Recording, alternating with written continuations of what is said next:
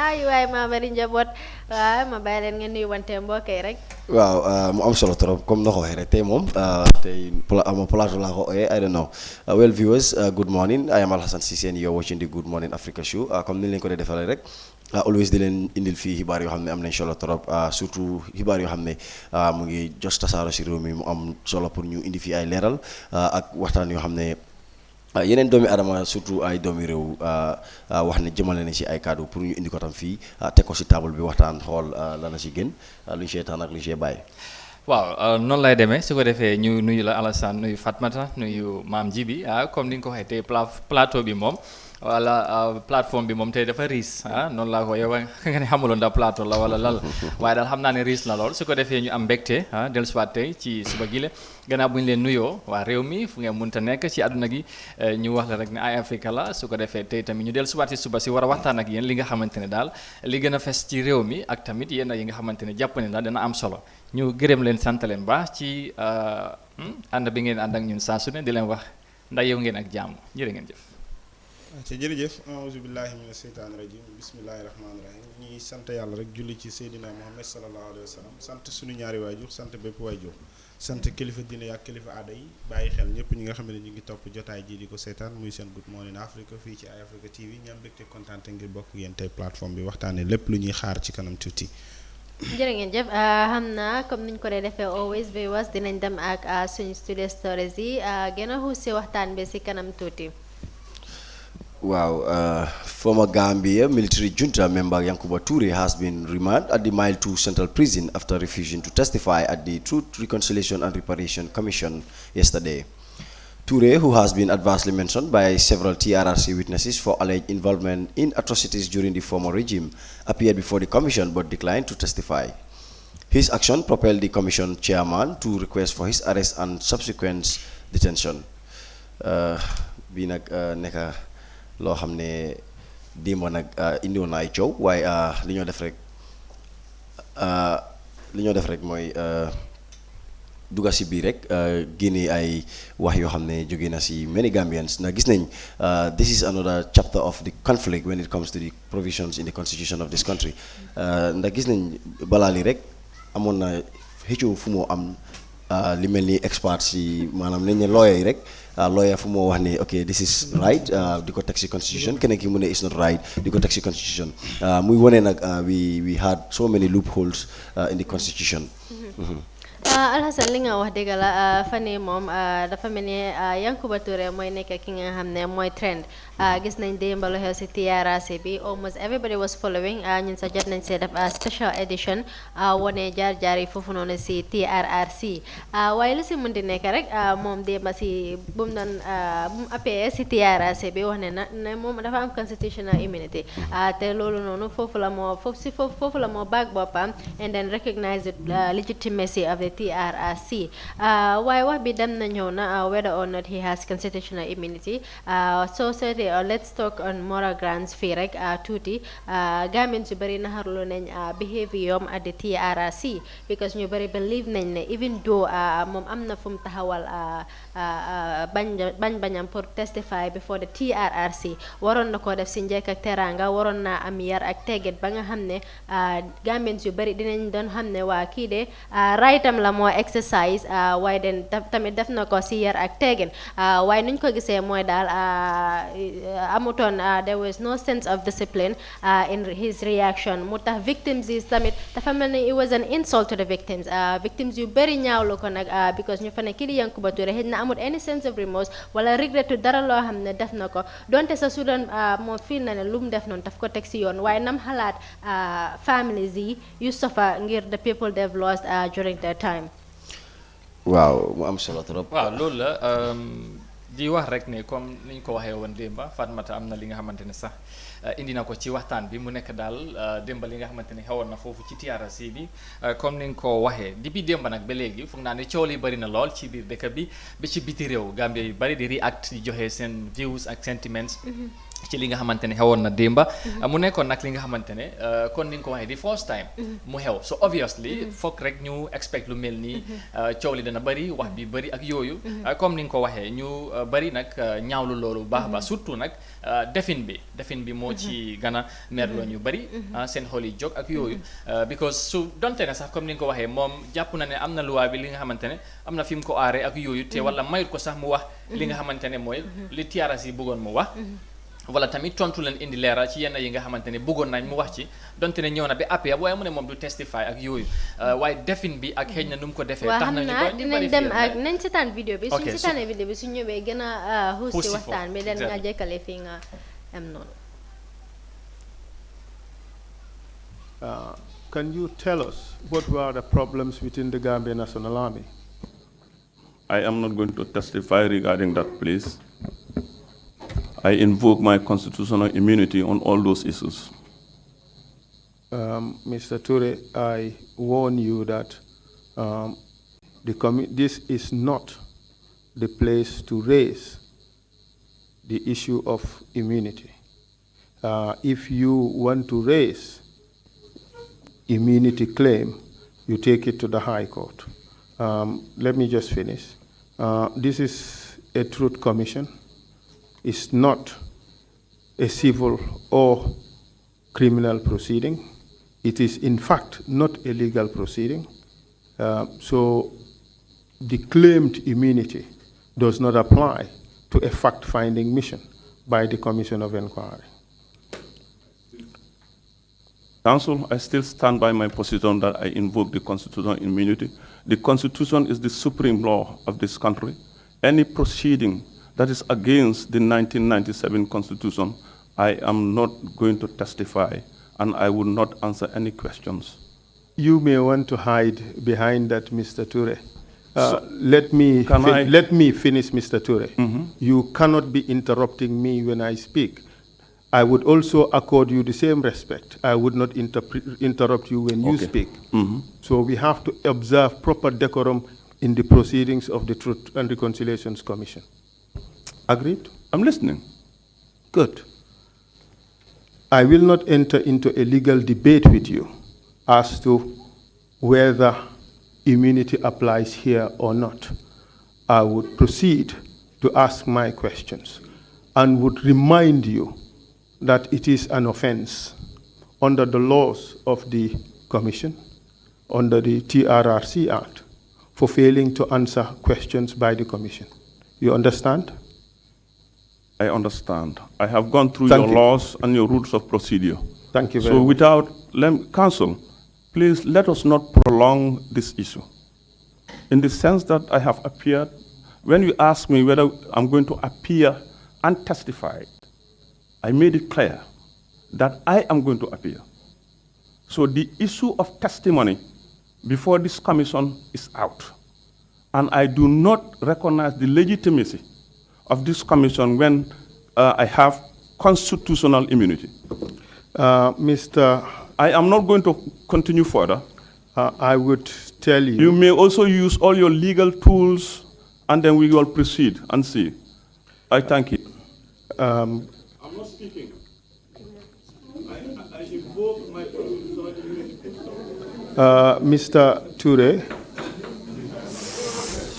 Mr. Ture, may I inform you that under Section 125,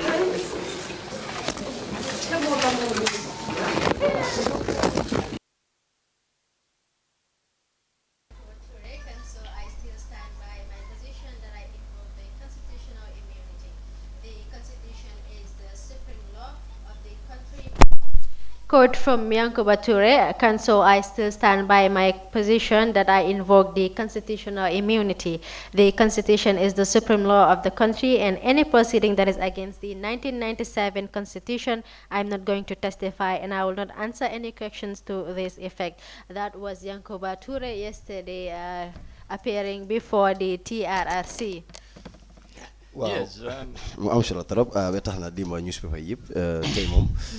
gis nañ di point ñoom tam ñu ngi wax mbir di same issue the constitutional immunity to disregards legitimacy of TRRC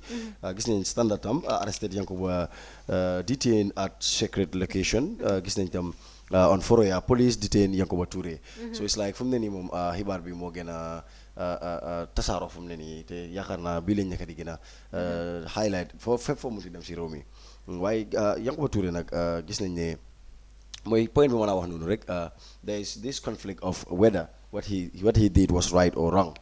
Because we just connect that to the issue of when Adama Barrow, the president, Bumgini Kiri Yakuma Jete from her nomination as a National Assembly member, mu indicate for the Gasama. Wapi bari wona that is unconstitutional. The fact that the executive is undermining the independence of the judiciary of the legislature. No. The president has that right to do. And all those things were from experts, people that studied specifically the law. So gis nañ ne another side of that same thing is here emanating ndax kii di Yankuba Touré am na di that actual immunity ba tax na warta tontu benn question at the TRRC wala dafa war a demee the other way around ba léegi gis nañ so many views from Gambians regarding that.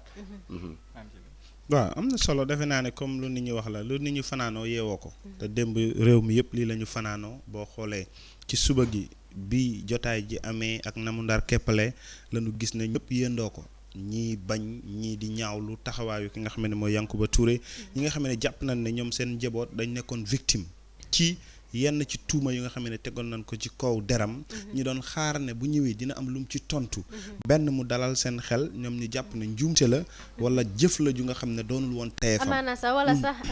ne waaw man de lépp lu ma defoon si jamono boobu sax si suma right laa ko teg waaye tamit xam naa ne tamit am na family yu si sofa te maa ngi jël opportunity bi xam nga baalu everybody things like that mënoon naa gën a dalal xel yi ndax xam nga faat bakkan sax Fatmata kenn mënut a wax ne teef lay doon ci doomu aadama ndax lu xaw mooy kenn du ko rafetlu te kenn du ko def tam ci yéene bu nga xam ne boo ko defee ka nga faat ak ay mbokkam dañuy gis ne li nga def ci sa wareef la loolu moo tax ñi ne liñ doon séntu rek tey démb mu nekkoon tàkkusaan gu nga xam ne ñëpp dañuy déglu kàddum ba bu fësalee ay kàddum pare ñi nekkoon victime yëpp seen njaboot ñu rey leen ñii seen waajur yi lañ rey ñii seen i mag ñii seen i doom ñoo ñëpp tey liñ doon xaar rek démb ñu dégg ci ndaw li mu fësal ay kàddu ne njumte la woon te li ko defoon njumte mooy xëj na place ba nu nekkoon xam-xam ak gis-gis bi ñu doon am rek mooy ku ñuy xañ place bi la ñuy def rek mooy ñi fagaagal la loola nag li ci waay mën a def rek mooy mu taxaw jéggalu li nga xam ne mooy jëfi démbam waaye bu fekkee loola amut ñëpp lu ñuy gis rek kii teyeefu démbam moom la bëgg a dëggal tey ba bëggut a wax lenn lu jëm ci loola moo tax ñëpp dañ koy ñaaw lu démb boo xoolee Alassane wax na ko léegi boo xoolee tey bopp xibaar yëpp loolu lañ fësi ku nekk ci ñoom gaaral na ci xaatimam bind wax li nga xam ne mooy jëf ji am démb moom tamit nag comme ni ñëpp wax la fi mu sukkandiku ba wax loola dafa jàpp ne loi moo ko may sañ-sañ bu nu mel waaye loi boobu mu wax na ko ci kanam ñi nga xam ne ñooy tiyaaraat si bi démb wax nañ ci ñoom tamit nag ñu ngi xaar tey ñi nga xam ne ñoom ñoo yore loi ci biir réew mi amaanaa jàpp nañ ne ku nekk dina indi gis-gisam ak xalaatam ndax loi yëpp xel ak xalaat la dañ koy bind xaatim ko kii dina gisee ni lanu bind xaatim ko lii dëgg la lii du dëgg ki nga xam ne moo nekk victime ak ñi nga xam ne ñoo koy taxaw ñoom tam daanu sukkandiku ci yenn yu nga xam ne mën na noo jàpp ne seen ndaw ci lim doon wax ak li tax mu bañ a taxaw ak ñi nga xam ne ñooy TRRC bi doon defend li nga xam ne mooy légitimisme understand nga am na fu mu sukkandiku kon xam nañ ne ba tey lañ doon wax démb la dañuy xaar li nga xam ne mooy yoon ak mbaxana fan lay mujjee ak ndaw li ak taxawaay bi nga xam ne ndax gis nañ kii di Yankuba moom mu ngi pare ndax wax na lii di commission bi sax let them use any tool boo xam ne which is ku ngembu la balaa moo ñëw soo xoolee kaddum daf lay leer ne kii dafa ngembu ci li nga xam ne mooy xare bi mu fas yéene dugg ndax waajal na ko te wan leen na leen liñ seetaan léegi wax naa leen ne duma leen tontu lenn ci li jëm ci li nga xam ne mooy li ngeen bëgg laaj ci loola ndax li nga xam ne moo nekk constitution bi moo jiite mboolem loi bu nekk ci biir réew mi te constitution bi moo ma jox kaaraange googa ak kiiraay bi ba loola duma ci wax. waaw foofu sa maam ji balaa Fatmata ñëw nga baal ma est-ce que foofu taxaw seetlu waru faa mun a am. li tax mooy am na ñeneen ñi nga xamante ne bokkoon nañ ak moom acte boobu noonu ci defin bi waaye ñoom ñëw nañ wax waaye moom am na fi mu sukkandiku gaa kon ni mu ko waxee waaye tamit ci loolu. ci luwaa bu mu wax ak li tax ak ni mu ko waxee ak ni mu ko defee ak acte bi ak yooyu est-ce que loolu nit mu amul dara luñ ci war a mun a jàngat lan moo tax moom Yankuba Touré mu am sañ-sañ bi ñëw wax ne waaye man du ma wax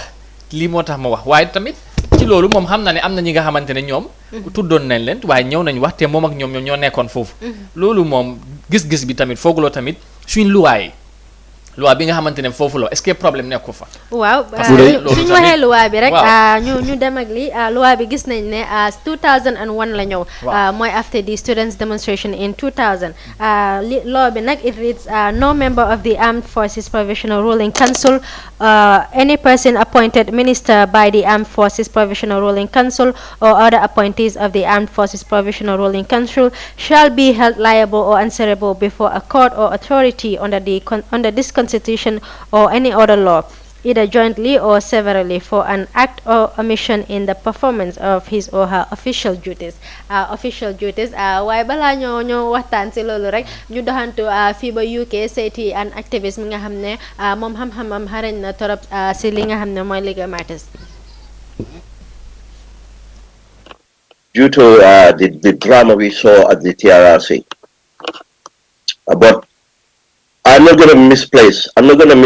my frustration or my anger,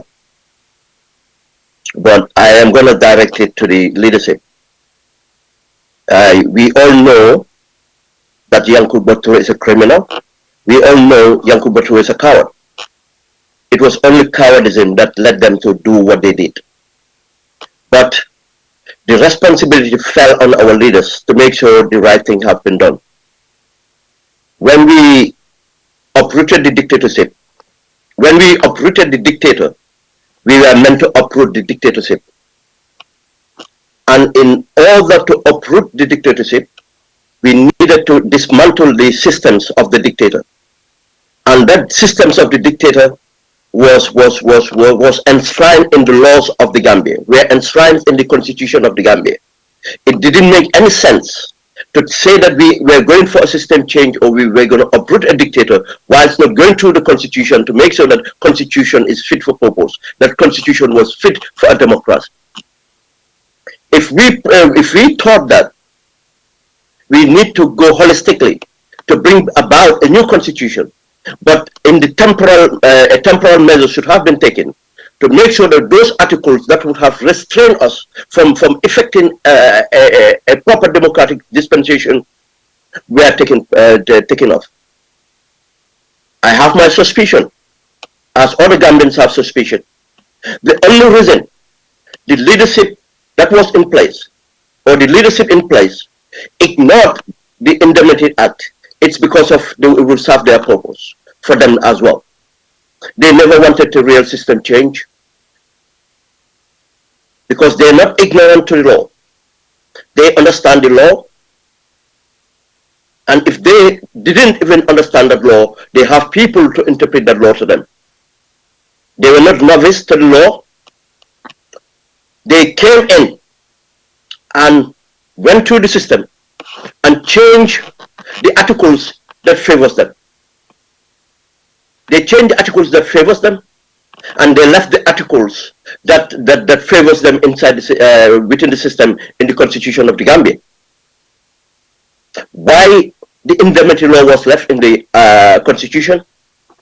Why the public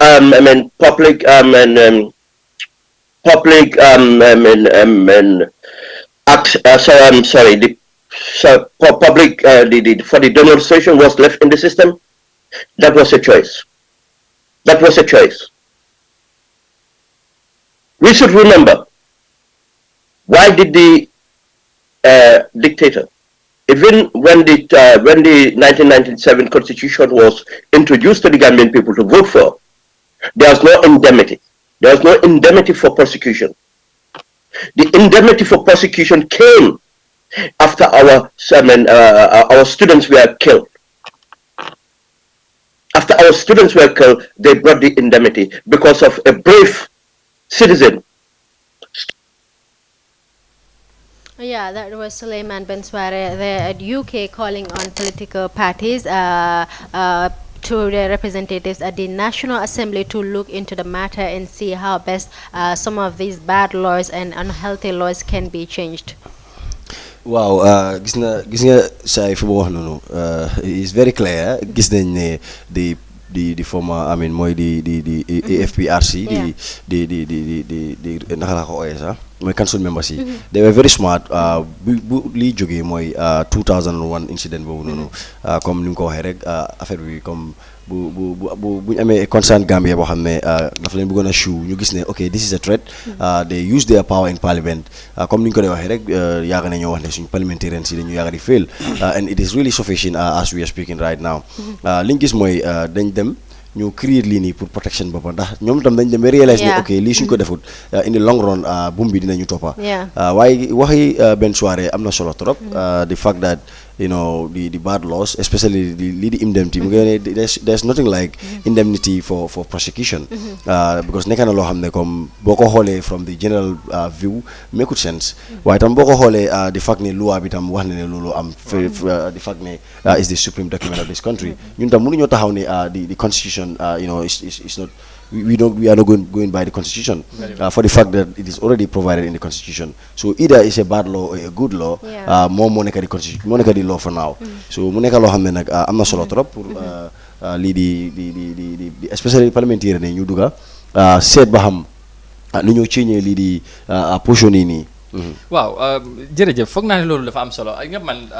li dama foog ne ñun léegi-léegi nga foog ne sax ñun xëj na dañ am problème. xëy na sax du Gambia rek Afrique sax da ngay seet suñ njiit yi bu ñëwee léegi-léegi nga gis ne ñoom ci biir constitution bi loolu moo tax léegi-léegi nit ñi dañ dee wax ne bu ñoo defar document wala constitution na nekk bi nga xamante ne pour nit ñi la pour réew mi la waaye bu fekkee ne nekk na document bu nga xamante ne ku ñëw power yow da ngay seet li la ne nga dugal ko si lu la feebagut nga génnee ko si loolu façon yi rek lay indi because lu xew mooy lii comme dégg nga soirée lu mu wax lii nguur bu fi nekkatee xamoon nañ lii mu ngi fa waaye bu ñu ñëwee am na lu ñu ci génnee dugal fa leneen waaye lii mu ngi fa te ñun dañu bëggoon a wax système change nekkul dictateur bi rek ala dictatorship bi lañ génnee because système bi ci boppam dafa amoon solo pour ñu génnee te système bi moom ci luwaay comme ni ko soirée di wax rek waaw moom loolu la waxee ñoom dañu ñëw mën a di uproot di dictator bu di dictatorship also needed to be uprooted and that is in the systems system bi nag li ci gën a fundamental mooy di constitution because it's the supreme law of the land te loolu bu fekkee ne ku ñëw rek lu la neex nga def lu la leebu nga dugal because ñi FPRP council bi dañ xam ne lii def leen di feebu ñu dugal ko léegi nag xoolal bu ñu ko dugalee ba xëj na sax xaw mu mun na am ñu soorali dina ñëw wala whatever waaye kii comme Alassane ni nga ko waxee mun na am they were very wise in a way pour soral dugal loolu pour protect leen pour bés bu ñu lu mel ni bu ñëwee waaye in the other way around we wouldn't describe is it right to describe it as wise I think on their side selfish might be the right word to use because you know they were trying to protect only themselves so léegi nag nguur bu fi nekk right now ñëw nañ ñoom tamit ñu seet certain clauses wala def certain amendments te loolu da nga wax ne lu tax léegi ñu bàyyi lu mel nii te is the same assembly that enact the TRRC act bi pour ñu mun a def seen liggéey doole leen ak yooyu léegi bu amee keneen ki nga xamante ne mun naa mbubboo leneen lu nekk ci constitution te mu ngi fa lu la loolu benn affaire la waaw dafa doy waar comme ni ngeen ko waxee rek ndax buñ ciy ñëw mooy soo xoolee li soirée wax léegi li fi nekkoon génnee nañ ko ci ne jëf ju ñaaw moo taxoon ñëpp ñaaw lu doxalin bi daan am génnee fi nag jëf ji dafa am lu wund woon li nga xam ne mooy taxawaay bi li ko wund mooy ñi xool lenn ci la nga xam ne moo doon dooleel jëf ja te 2001 li nga wax noonu Fatma dafa yàggut buñ xoolee bu fekkente ne booba lañ defoon li nga xam ne mooy amendement bi ci yenn ci yu nga xam ne dina ñëw am kiiraay gu nga xam ne loola mooy ngemba ña fi nekkoon yaa ngi koy wax léegi muus rek lañ ko mën a wax ndax li tax mooy buur boo gis ci àdduna lay dëggal ak dooleel palaasam loolu mooy li ko yitteel gaa askan wi ñoo koy fal waaye moom fam toog lan mooy tax mu mun a ràccu toog fam toog ba lépp lu nga xam ne ñaawteef la wala jëf ju nga xam ne dina ko def mu am kiiraay gum ci mun a am rek loola mooy la koy gën a yitteel ci askan wi nga xam ne ñoo ko fal ñaareel bi mooy li soirée wax tam buñ xoolee tey pencum ndaw réew mi muy National Assembly bi dafa am lu rëy lu leen waroon démb balaa tey ñiy dund jéye ji ndax li tax mooy ñoom li leen gën a yitteel mooy askan wi te tey askan wi ñoo nekk victime ak lu mënta xew askan wi ñoo nekk victime because askan wi ñoo doon taxaw di xaar lan la ñuy mën a dégg ci ki nga xam ne moom moo nekk Yankuba Touré mu gaaral ko tey luy giifal xolu ñi nga xam ne am na luñ dund ci lu métti ci li nga xam ne seen njaboot nekkoon nañ victime waaye boo xoolee wax nañ ko léegi ak li mënta xew am na yenn clause yu nga xam ne ci constitution bi nga xam ne tey foofu la Yankuba sukkandiku am na luñ ci soppi ci diir bu gàtt loola tey bu fekkoon soppi nañ bërëb bi nga xam ne waaw bërëb bi nga xam ne tey Yankuba ak ñi nekk ci li nga xam ne moom moo nekk nuñ koy waxee mooy seen commission bi wala ñi nga xam ne ñoom ñoo nekkoon junta members staffs like what you can say council boobu noonu ñoom ñëpp tey ak li mun taxew yëpp xalaat nañ ne TRRC bi samp nañ ko fi waaye gis nañ tamit ci biir TRRC bi constitution bi nga xam ne moo jiite lépp lu nga xam ne mooy luwaay ci biir réew mi clause boobu ceeñuñ ko waaw ku ci ñëw mun naa sukkandiku foofu even ëllëg sax bu ñu demee ba TRRC bi jeex ñi jël fayli jox ko ñi nga xam ne ñoom ñoo war a yore lépp lu jëm ci bataaxal yi ngir teg ñi nga xam ne ñoom ñoo nekk ñenn ñi nga xam ne séntu nañ ne am na lu war a tegee seen kaw mun na noo ut ñu leen di taxaw ñu sukkandiku foofa noona moo tax lii tey démb la waroon a doon ñi seet li nga xam ne mooy constitution bi pencum ndaw réew mi taxaw ci ndax bokkoon nañ ci ñi nga xam ne ba ñuy samp lii am na xalaat ak gis-gis buñ ci am ba xool ëllëg ban njëriñ lay jural réew mi tey njëriñ loolu ñu doon séntu waroon naa bokk tey ñi fàggandeku jéye ji am nii ba duñ ko dund di ko waxtaane sax tey dëgg la léegi mu mel ni lii di Barrow administration bi together with the National Assembly bokk nañ si ñu gën a feel nit ñi su dee dañoo factual rek looloo xew because bañ comme ni nga ko waxee bañ doon change ay lii di age limit ak yooyu noonu seen intérêt lañ si dugaloon so the same way because lii di constitutional immunity bu Yankuba di code ni matter of urgency la woon I think soo gisee right now mi create chaos bi yëpp suñ ko takkuloon booba comme naka lañ takkulee ñoom seen yooyu nga xam ne dañ ko lifin rek just to best suit them because soo seetee lii di Barrow administration buñ doon ñëw into power the main purpose was for them to change the bad laws and bring in reforms so dama feel ne constitution bi mënoon nañ koo change sa within the first 2 years of Barrow administration waaye it's like they failed and they've taken the wrong direction while ci mel rek CRC yaakaar nañ ne moom dina address some of these things waaye tamit still nuñ defoon ba amend exactly still nuñ defoon ba amend yeneen clauses yi si constitution bi yi si mel ni age limit ak yooyu mënoon nañ koo def tamit li ci mel ni li xewoon démba waaye tamit in connection to that kii di Halifa Sallah moom jotoon na raise a point mooy bu CRRC bill bi buñ ko introduce to the National Assembly for discussion dinañ seeti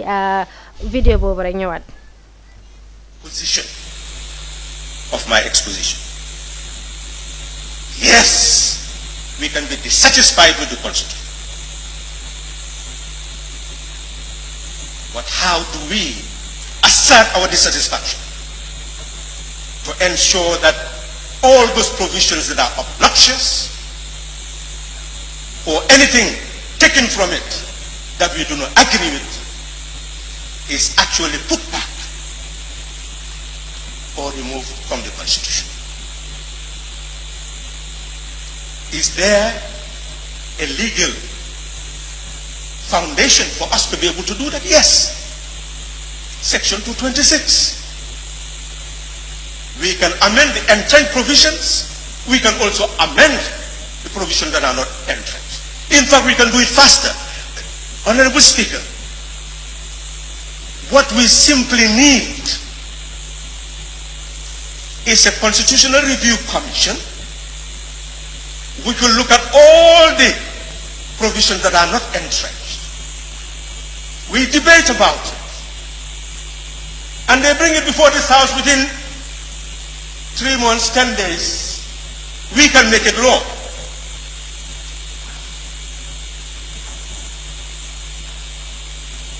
So within a period of 6 months,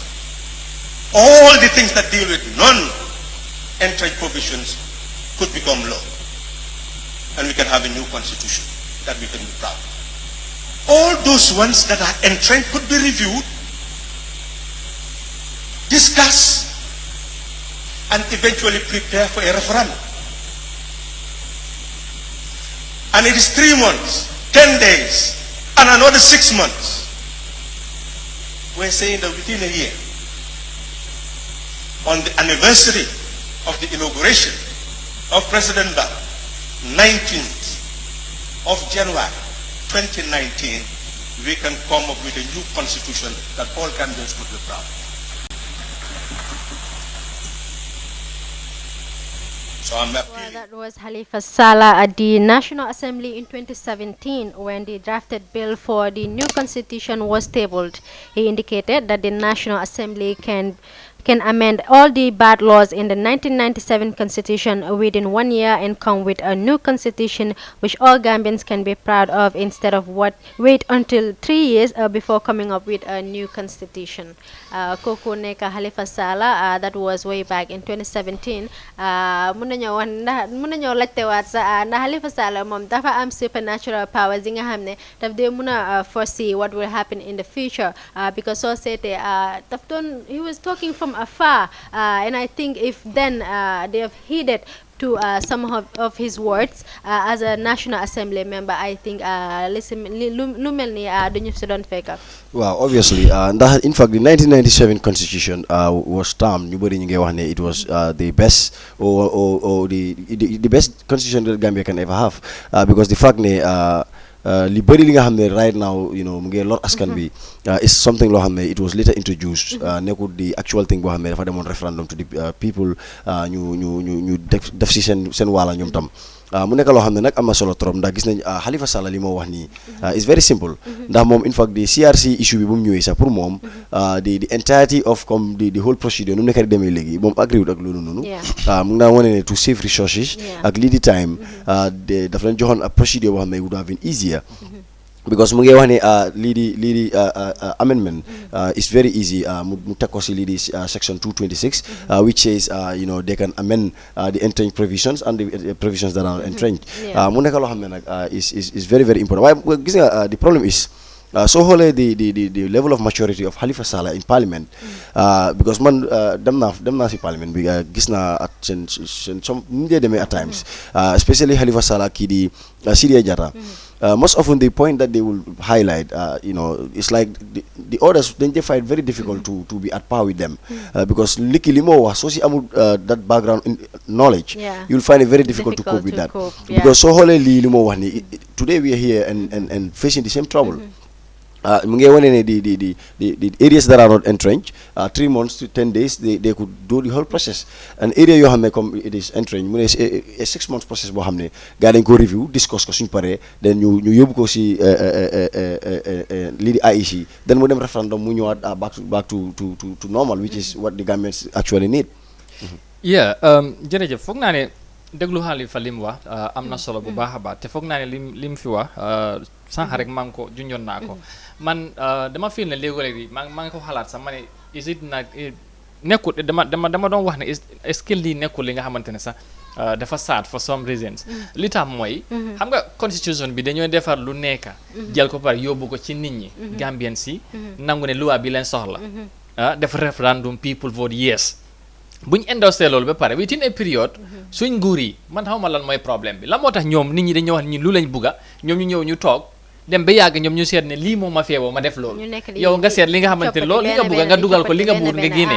foofu rek Amadou xam nga ne 1997 constitution bi sax nit ñi dañ ko appreciate bu baax ñu bari ñu ngi ko doon tam sa as one of the best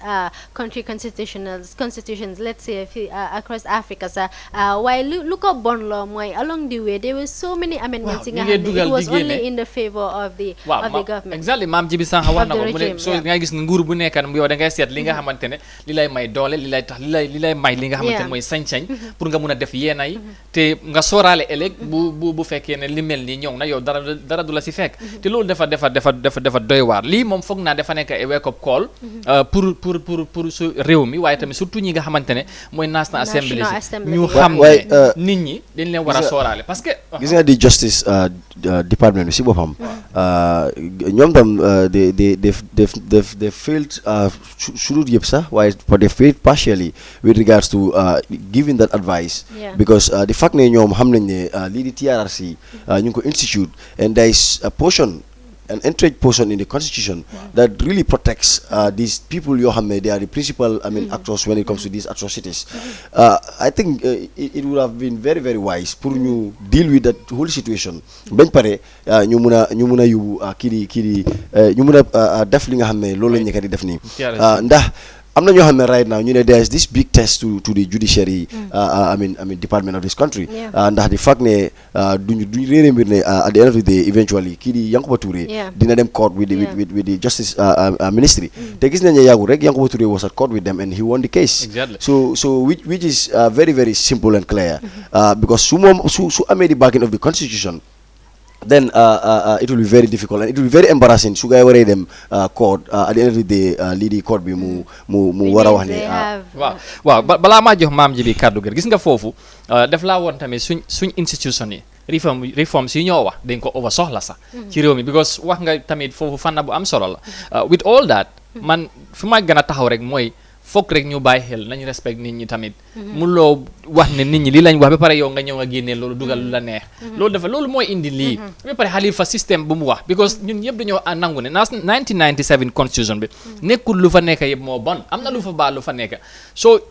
pour overhaul yëpp génnee constitution bi indi beneen bu bees time bu moo jël resources bi ak yooyu comme CRC bi lu ñu nekk di def ni doo is good waaye foog naa ne système wala méthode bu Halifa Sallah wax moo gënoon a gàtta te tamit moo gënoon a gaaw pour ñu génne li nga xamante ne mooy loos yi nga xamante ne bokkut wala li nga xamante ne mu ngi si constitution bi te ñu jàpp ne génnut si ñu génnee ko yóbbuwaat ko si nit ñi ñu votaat ko mu nekk loi foog naa ne loolu moo gënoon waaye dafay doy waar léegi ñu def référendum am constitution bi nga xamante ne jàpp ne moo gën si ñun within a period nguur yi ñëw wala suñ njiit yi ñëw seet ne daal lii moo leen gën feeboo ñoom ñu ñëw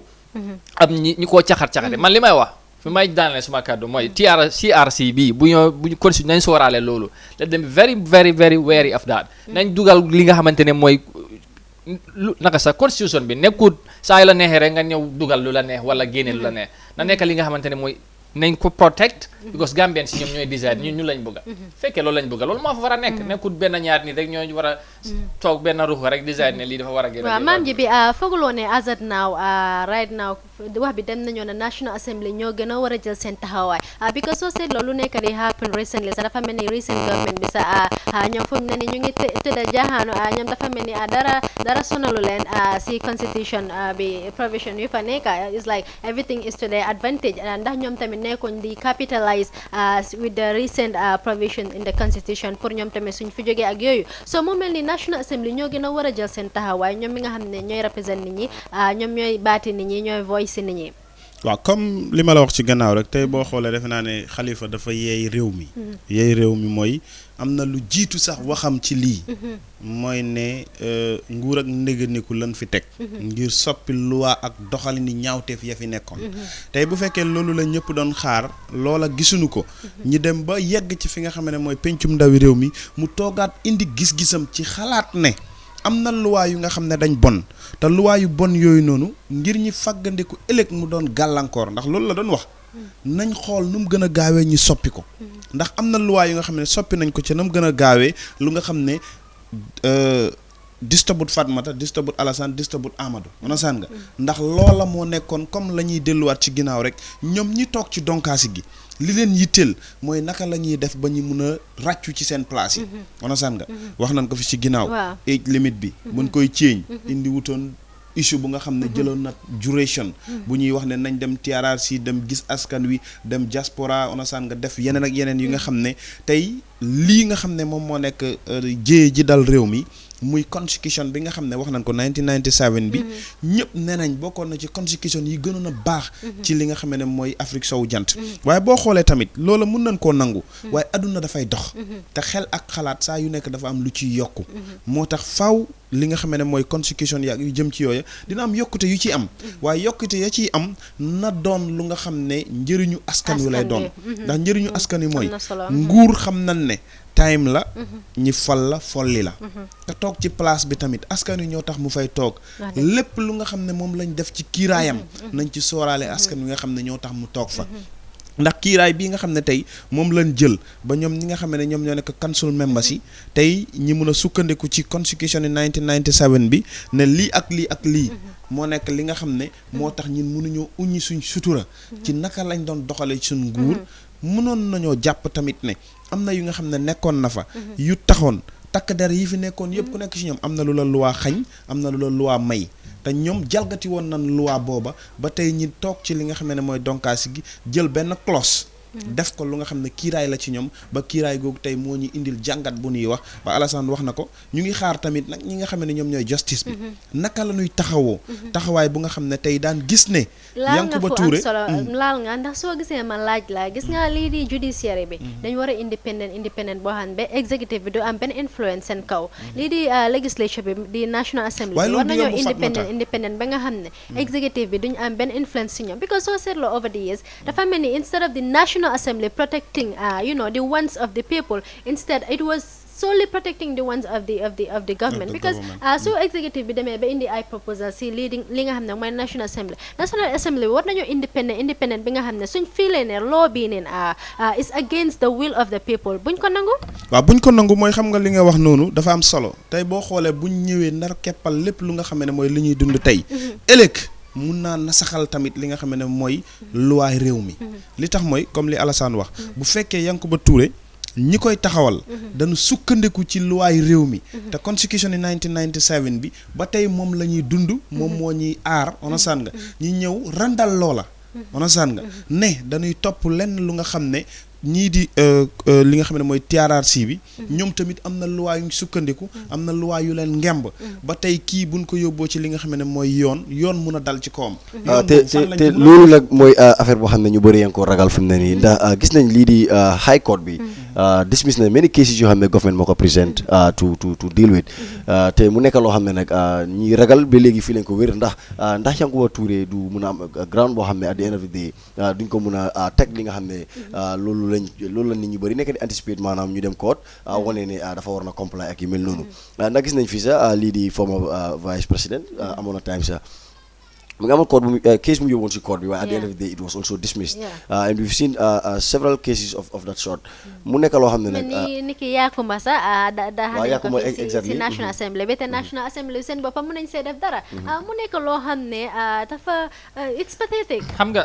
nga foofu Fatmata yaa ngi wax ne comme suñ National Assembly bi ñu independent ak justice bi waaye xam nga la moo tax loolu mu dafay jafe système bi la ñun suñ système bi moo am problème parce que tey soo demee nga ne Minister of Justice kam moo ko appoint the president he is directly answerable to the president and the minister is the head of the justice so foofu beneen affaire la pour kooku independent dafay jafe nga dem National Assembly bi léegi li ci gën a bari da ngay gis ne government bi wala the ruling party wala incumbent bi ñoom dañooy fight pour am the majority in the National Assembly in a sense luñ bugg a pass yes obviously liñ bëggaan mooy am so da ngay gis ne loolu yëpp pour mu am and again président bi di speaker moom moo koy appoint loolu yëpp si réforme si la war a bokk est-ce que ñu ngi wax ne sax est-ce que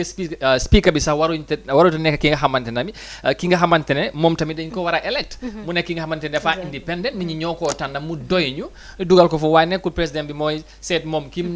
xam nga rek ki ko ne mu dugal ko teg ko foofu pour ñu am separation of powers bi nga xam ne set na which foog système bi tamit ñu xoolaat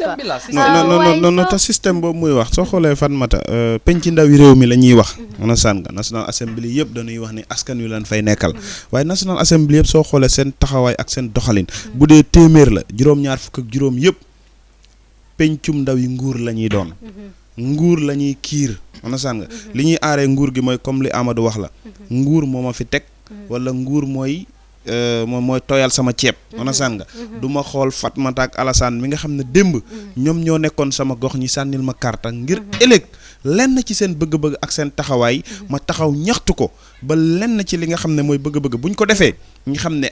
kii de démb toog tey ñëpp dañuy ne gàddi ci xalifa ndax li tax mooy li muy wax ni tey képp ku nga xam ne dund nga ko nga naqarlu taxawaay Yankuba Touré boo dégloo waxi xalifa da ngay ne xalifa jërëjëf ndax tey yaa ngi doon fàggandeeku buñ dund jéey ji waaye li nga xam ne moom nga doon wax nguur gi ak ñi nga xam ne ñoo am doole ji waroon a taxawaay bi ba tey jii Yankuba bi mu waxee loolu balaa moo teggi kàddum ki nga xam ne mooy lead counsel bi daf koy ne that is amen nga wala loolu change nañ ko ci constitution bi li ngay wax noonu amuloo fenn foo sukkandiku foo mën a taxaw tey ne ñi da ngay jël sa kiiraayu démb bugg koo ngemboo bugg koo doolewoo nga ba li ñuy xaar ci yow ak li ñuy séntu ngir nga wax askan wi li tax nga ñëw ci li nga xam ne mooy TRRC bi da nga foog ne buñ ko defoon Yankuba ci boppam moom def doon xam ne lii nekkut fa konoon du fa doon ñëw sax di ko indi exactly waaye dafa xam ne it still exist in the constitution because moom wax na ko soo xoolee li ñu doon seetaan su ko xamul tamit he might have been advised or somebody might have interpreted it to him xam nga lu mu tax si yeneen nit ñi sax da nga dégg ci waaw pour waa waxi Yankuba rek ñu bari feel nañ ne Yankuba affaire si daal dafa mel ni laalu ko in anyway soo seetloo ba bañ ko doon arrest reactions ami ak yooyu noonu waaye pour gën see am leeral rek nañ leen seetaan vidéo bi ñu ñëwaat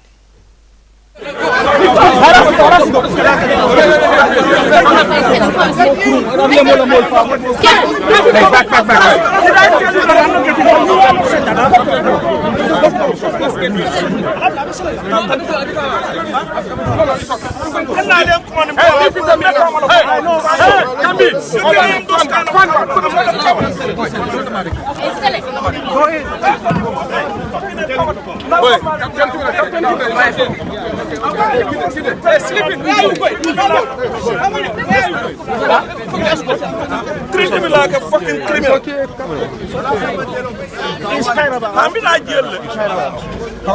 Hey, why are you moving? What is your problem?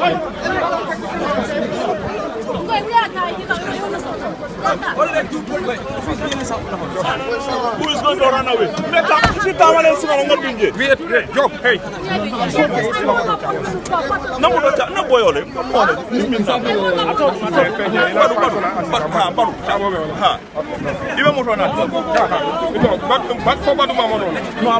okay, it's okay. We will just go. Can we go? Come here. Okay, please. Come closer. Well done. Thank you. Captain, be yourself. Sit down. Gambia. Well done. That's the Gambia standing before you. What message do you have for Gambia? Gambia is standing before you. What message do you have for Gambia? Sit properly. Excuse me. Please.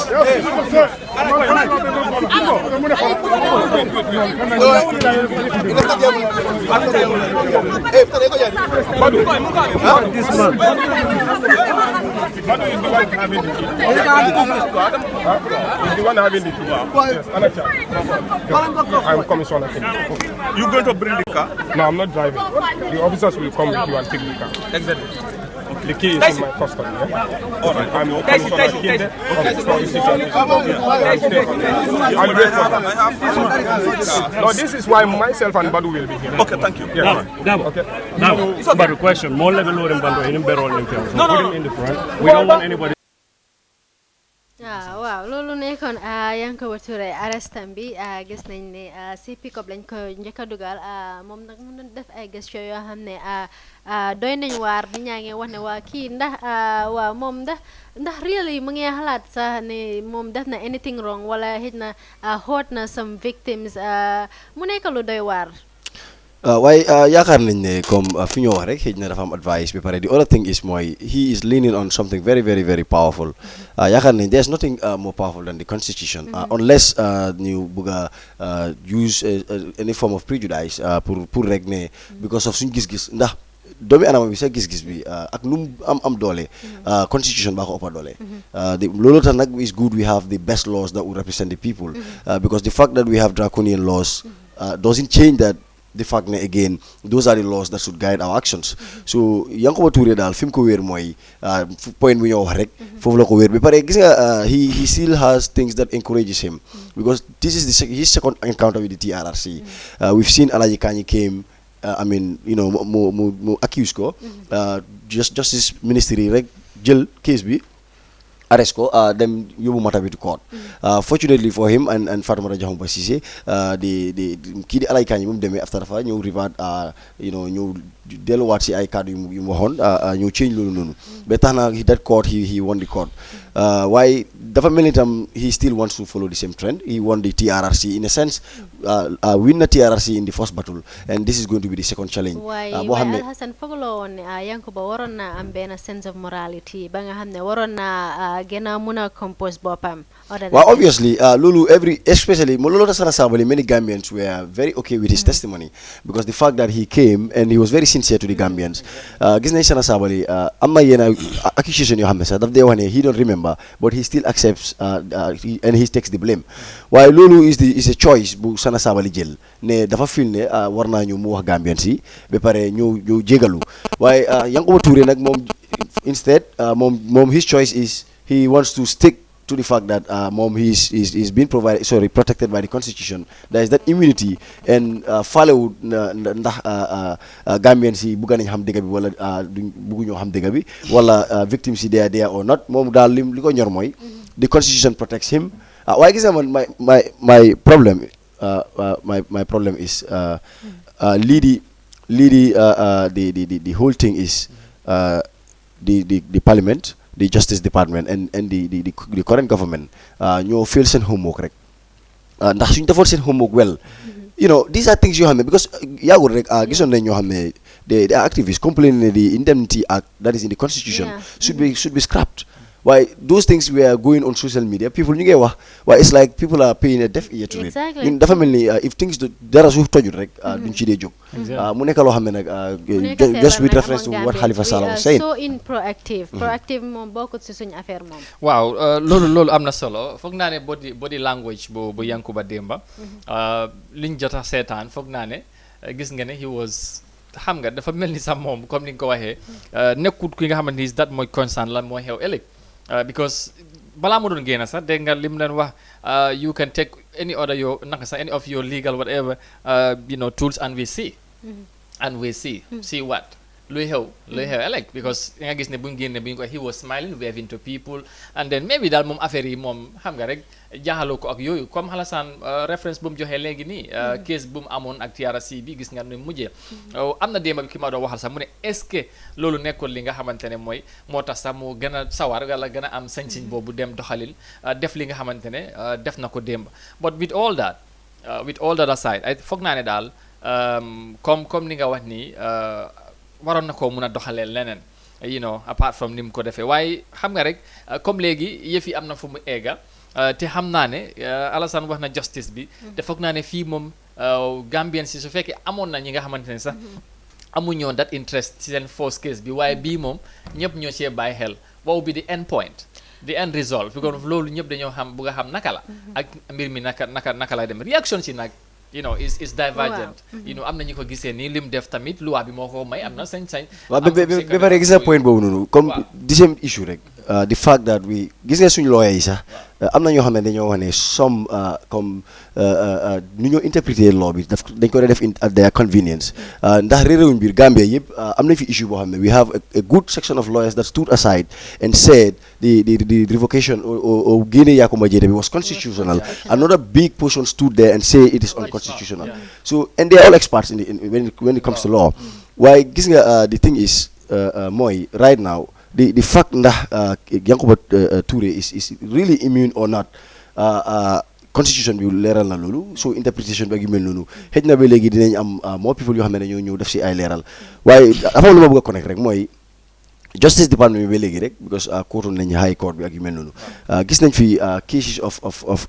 Umpamendi two brigadier generals Umpamendi ak kii di Ansumana Tamba they went with Yaya Jammeh since 2017 and came back in 2018 January a whole year gis nañ ne many people really actually wanted them to be to be jailed because that same prejudice ne they are aid to Yaya Jammeh dem nañ stay ba time leen ne ñëw nañ waaye li am solo mooy they went to court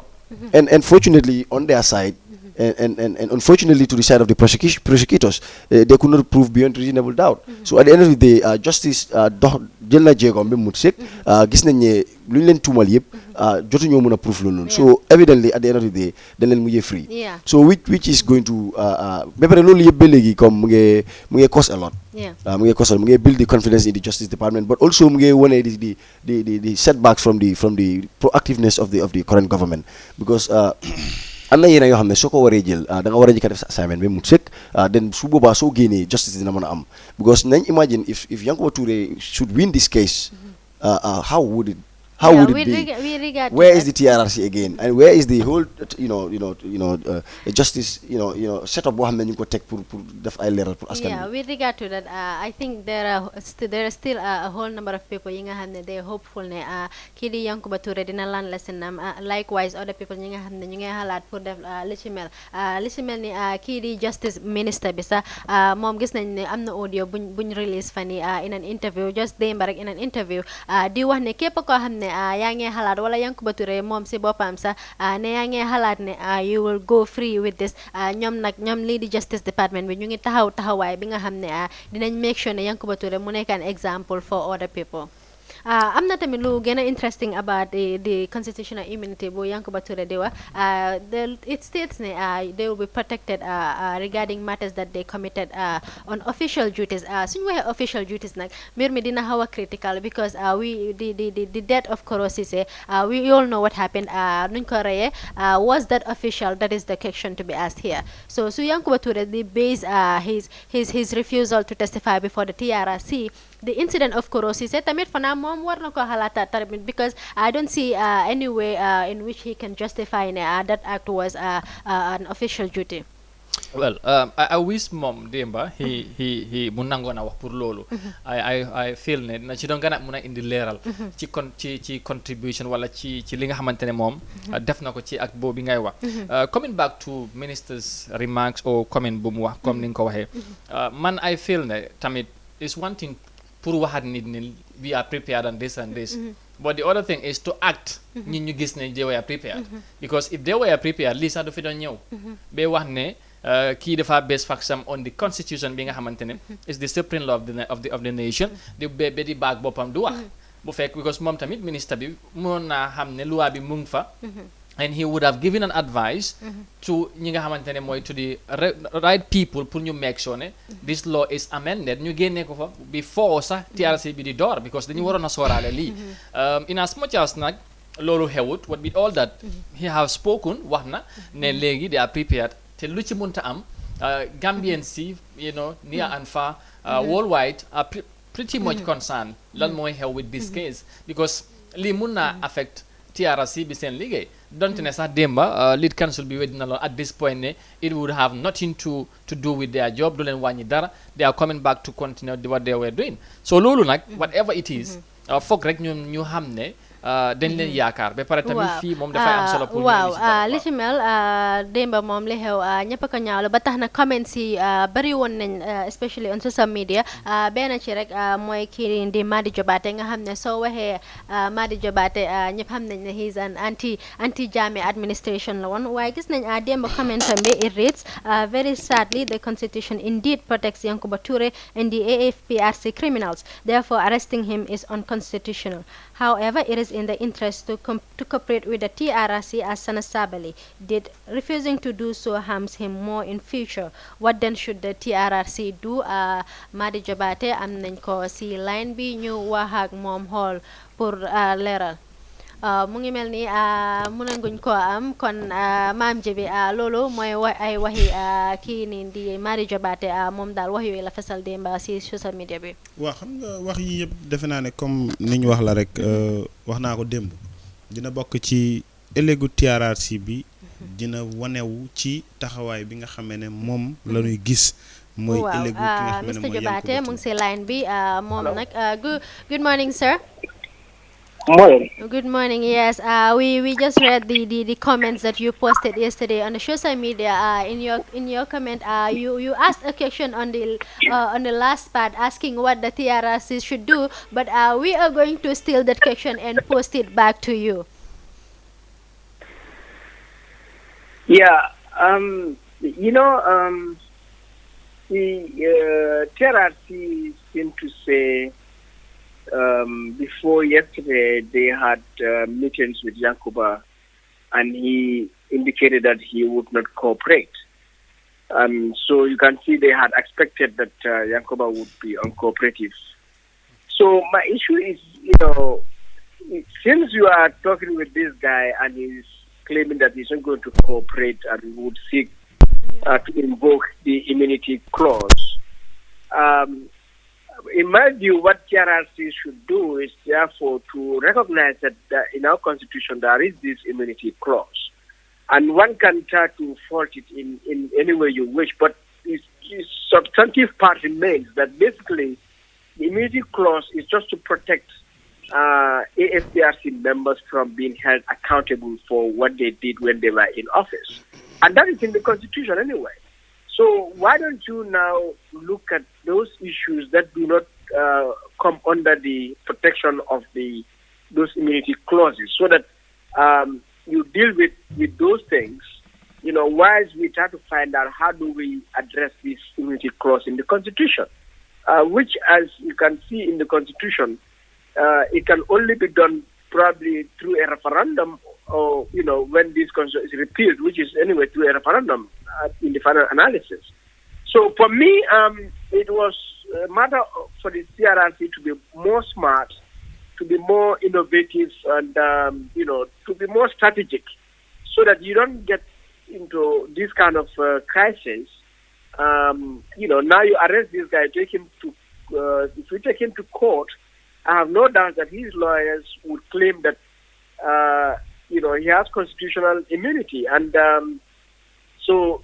that in itself becomes a matter probably before the Supreme Court, because it becomes now law. But this cannot protect him, and others have said no, it can protect him. So because the Supreme Court decides what is the extent, the meaning of these immunity clauses. And that is another lot of time we are going to take. Exactly. Mr. Jobate, so this is why we've seen instances where some parts of the Constitution were changed regarding the age limit of who is to become the Vice President. We've seen how that has been changed. It was just through the National Assembly. So what is the difference between using that same way to change this particular constitutional immunity that Yankuba Toure is referring to? Yeah, because these immunity clauses are entrenched in that you cannot change it by an amendment in the parliament. They can only be changed, by referendum. And Section 17 of that part, in fact, indicates that the National Assembly cannot change those provisions, cannot amend or repeal them. And I understand 2001 when they briefly amended Section 13 to include ministers and other appointees, to add those things to the AFPRC members, which was, I understand, challenged, and the Supreme Court held that yes, that amendment was unconstitutional. So it means if you want to amend it again, you will still be repeating that same thing in 2001. But this is how things stand. Well, Mr. Jobate, we've just heard that the Justice Minister pledged that they're going to prosecute Yankuba Toure. And considering the fact that he had an issue with the TRRC, sort of, and he won the case, and we've also seen other cases where the government cases are being thrown out of court. What do you expect, or what are you foreseeing when it comes to Yankuba Toure, at court with regards to this issue? Well, I think we are going to see the matter go to the Supreme Court. And this is why I don't think it's a wise idea to prosecute him. Because Yankuba is claiming the Constitution for his protection. And if you want to try him, that is what they will put forward. And then it means to overcome that issue, we would have to have somebody interpret it, for all of us, and which is the Supreme Court. So I mean, my advice to the AG really is don't prosecute this. Let us release Yankuba Toure. Let him go and testify, on issues beyond 2016. 1996. And there are a lot of issues that happened also after 1996 for which Yankuba needs to give information. Clearly, what has come out so far is that Yankuba is a leading perpetrator of the atrocities committed between 1994 and 1996. He doesn't have the courage. He is ashamed, to come and testify, to take ownership, of what he did.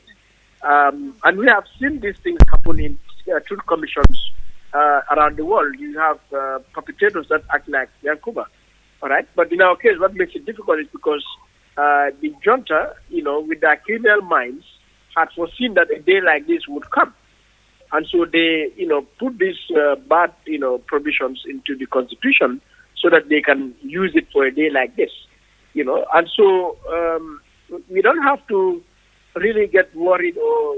frustrated, as I see many people are seriously worried and frustrated and trying to maneuver, rationalize, and, trying to use a lot of common sense and making reference to a lot of things or, such as international law. But all of that is not going to solve the problem. The thing is, we just have to recognize that this is our constitution. This is what is there. Very bad, but then. But don't you think that would set a bad precedent with regards to if the TRRC or the Justice Ministry did not take any step with regards to what Yankuba Toure did, which many defined as a disrespectful, acts in before the commission of the TRRC. No, it's not going to set any bad precedents, and because we have this thing in the law already. It's not like Yankuba has a choice or a power to stop anything. No, he's just relying on a power somewhere, which is the Constitution. So, and anyone can do that also. But then, when you look at the bigger picture, this is not in Yankuba's own interest, because this Constitution, we hope in the next 1 or 2 years, is going to be repealed. When we have a new Constitution. And in that Constitution, there's no protection for AFDRC members. So in that case, and now he can now be prosecuted directly without going through any TRRC, and so he now can be subjected to the full force of the law without mercy. If he had subjected himself to TRRC process, he may get some, relief in some way. Like, Sana Sabali came and, took ownership to the point some people, erroneously call him a hero. And you apologize, mend your relationships, reconcile with your past and mend relationships with people you have offended. So, one would have said Yankuba, missed a great opportunity. And, and so he's going to regret this. All right. But he's not going to set any bad precedent, because anyone who acts like Yankuba, you are just creating more problems for yourself in future. So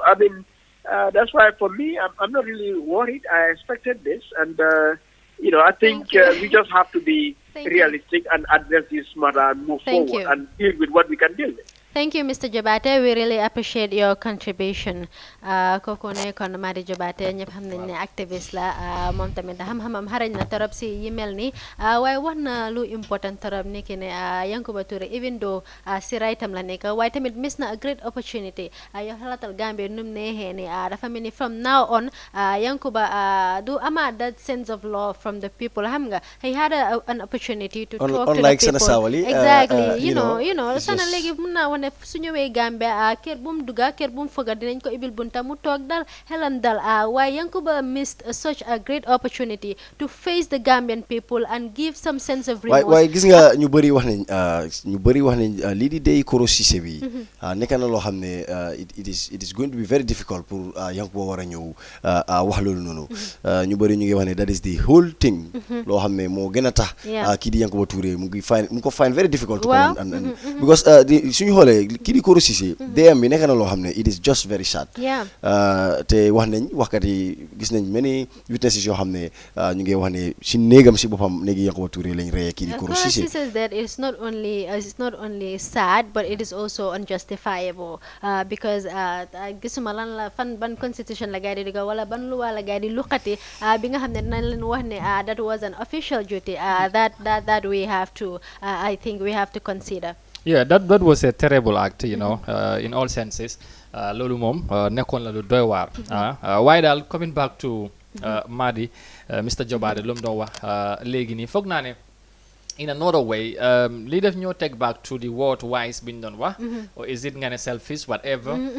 holal clause bi niñ ko dugale and although we were saying the National Assembly should have amended like the age limit and all that why dañ ko enshrine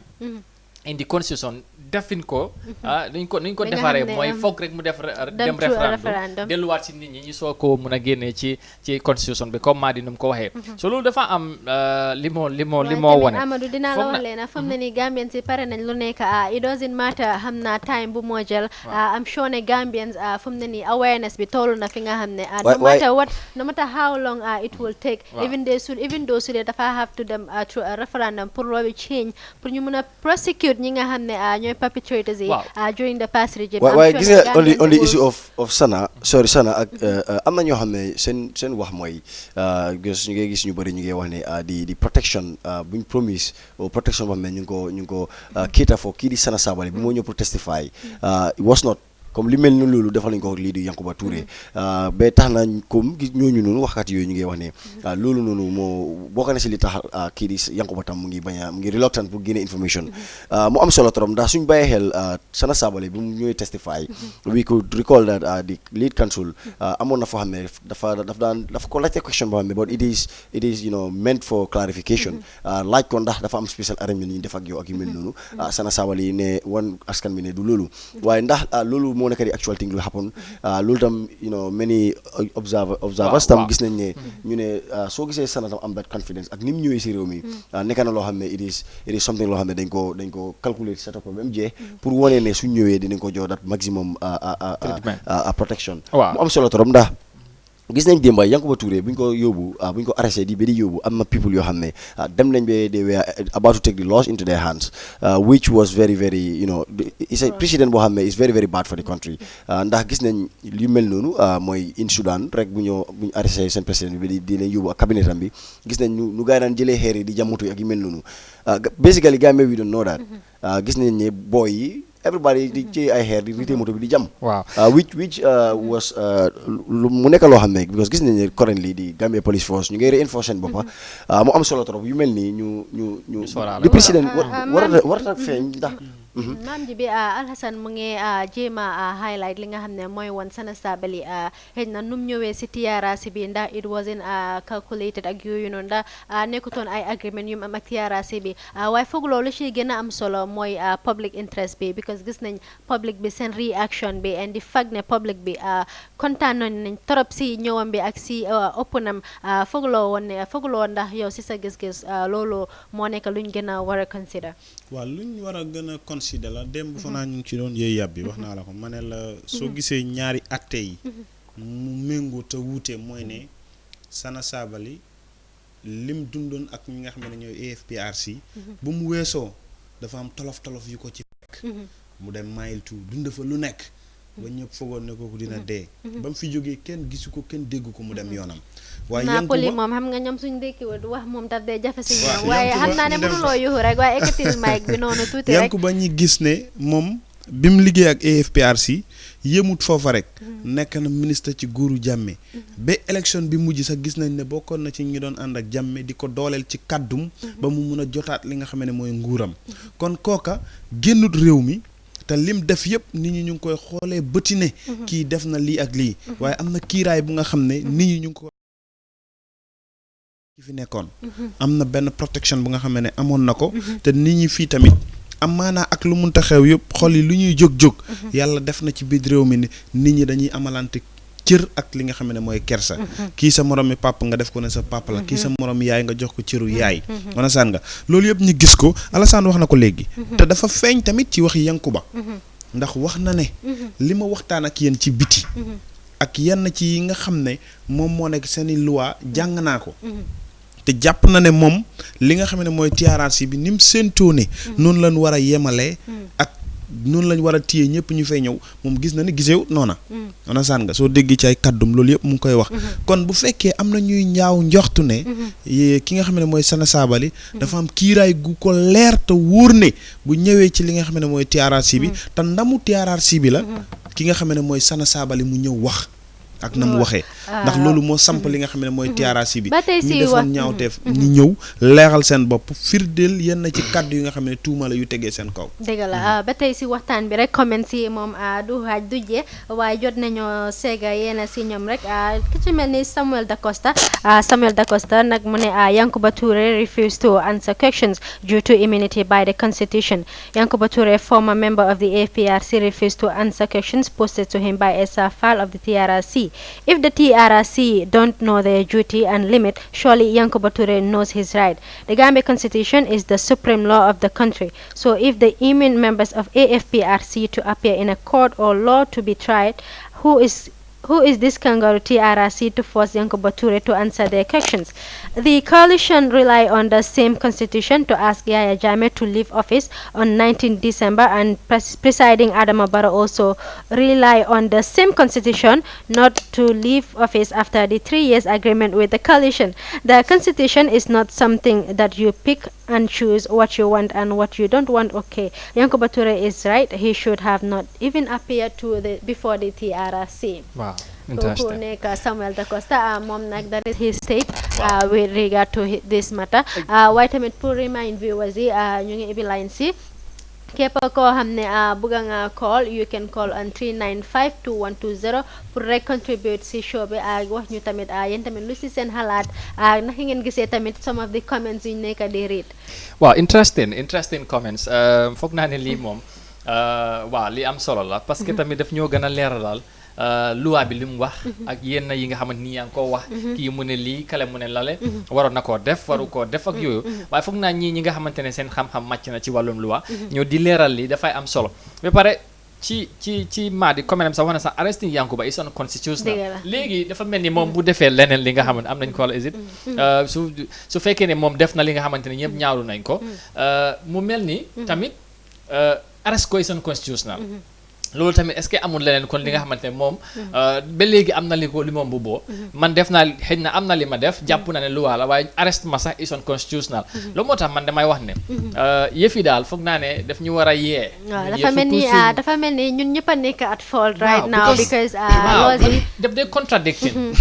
for some reasons xam nga Amadou comme li Fatmata rit léegi mooy ne ñëpp dañ ñaawlu jëfi Yankuba démb ci bëtu li nga xam ne moom moo nekk askan wi ndax soo gisee ñu ñaawlu ko mooy ñëpp dañ jàpp ne réew mi ni muy demee ñëpp dañ ñëw pour defaraat suñ biir defaraat suñ diggante ba ñun ñëpp ñi ànd ci benn bëgg-bëgg ak benn yéene ngir rafetal li nga xam ne mooy jéey yi wees woon waaye boo xoolee tamit ki nga xam ne moom nga mujj read comment sam li mu wax yëpp dafa am solo ndax li tax mooy barki Dembo Njaay boo gisee wiiri waara yi am ci wax ñii ne nguur gi fi nekk na fi jógee ci ñetti at ñii dëggal seen toogaay ne constitution bi moo leen dooleel na juróomi at lan war a toog nga ñëwaat ne biñ wiinee ki nga xam ne moom moo nekk njiiti réew mi fi nekkoon Yaya Jammeh on a san nga ci ñaar fukki at ak ñaar yam fi nekkoon constitution bi moo wax ne élection buñ fa demee ki wiin na fi jógee on a san nga bu toogee ñetti weer gannaaw ban ko wiinee ba mu jotee mu doon jéem a ut doole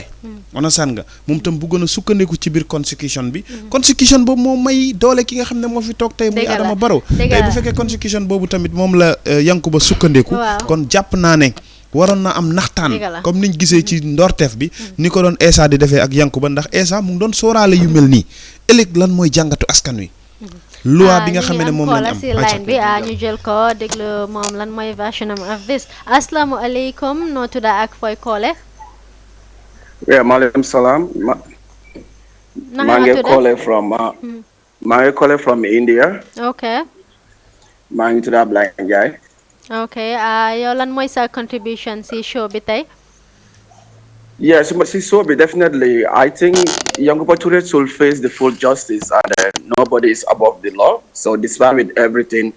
I think Mr. Fall play a good role whereby giving him a second chance to come and testify to the whole Gambian. So definitely, so mom he disagreed to come and testify. That means something is going on there. Then it's not above the law. So despite with anything, I think they should still see how best he can come and testify for the whole Gambia, and then people will know whether to forgive or he have to face the full justice too. I think that's my Abdullah, contribution to the show. Yes, Ablay, Definitely. before nga dem rek dafa am lu ma la bëgg a laajte rek. Comme da nga ne no one is above the law waaye gis nañ ne kii di Yankuba moom tam mu ngi wax ne li moo def noonu daf ko teg si loi loolu naka nga daay gisee loolu. mu mel ni lose nañ koola boobu noonu moom nag lu mu doon jéem a diggaral rek mooy ne Yankuba war nañ ko teg place am woon ko ne nobody is above the law including moom si boppam Yankuba. waaw waaye loi boobu foog naa ne Yankuba moom loi boobu la nekk di sukkandiku comme Alassane ni mu doon wax léegi ni ba pare sax dégg nga ñi nga xamante ne ñu fiy jot a comment moom lim def loi moo ko def moo ko may loolu am na sa right bañ a wax bañ a appuyer sax comme Dacosta nu mu ko waxee ba pare sax arrest ko démba nu ñu ko téye noonu sax mu ngi la wax ne law is unconstitutional te loolu dafa mel ni dañoo contradict suñ boppa kon ni ma doon wax loolu moo tax lii yëpp li ma la waxoon ci gannaaw rek mooy suñ institution yi loolu dañ ko war a seetaat because yu mel nii foog ñu sooraale ko suñ njiit yi foog rek ñu bàyyi xel xam ne am na yeneen yu bari foog ñu bàyyi si xel surtout sooraale nit ñi comme defar bu maam ji bi doon wax li nga xamante ne xewoon na fii ak nu sana ñëwee ak yooyu loolu yëpp foog naa ne seet loolu lañ expectoon dema muy xew waaye boo gisee kii mu doxalee nii am na li nga xamante ne jàpp naa ne constitution bi moo ko moom dafa choose ci ñaar yooyu man lii laa bëgg a def te moom mu ne tëbul rek wax ne man defuma ko because man Yankuba Touré rek defuma ko waaye dafa ne defuma li because of lan loi bi nga xamante ne moo nekk ci réew mi moom ma waxal ne waaye daf doon génn comme ni ngeen waxee mu ñëw toog nangoo waxtaan ak ñëpp wax nga ñu jëlaat keneen si line bi asalaamaaleykum Kola noo tudd ak fooy wootee lan mooy sa contribution ci show bi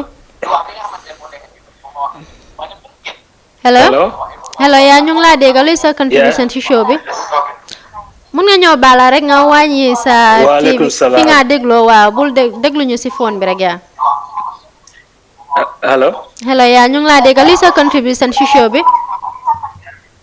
Yeah, I want to speak in English. Yes, no problem. You're welcome. Your name and where you calling from?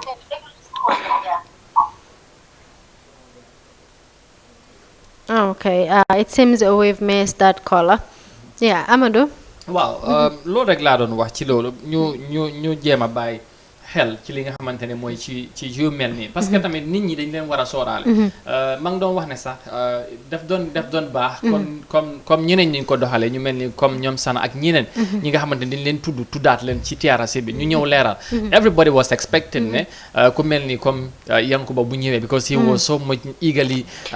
wanted pour mu ñëw ci TRRC bu ñëwee lan lay wax ak lan mooy xew ak yooyu waaye all of a sudden gis ne bu mu ñëwee ni mu demee ba pare moom dafa ñëw am fi mu weeru ne loi bi moo ma jox doole waaw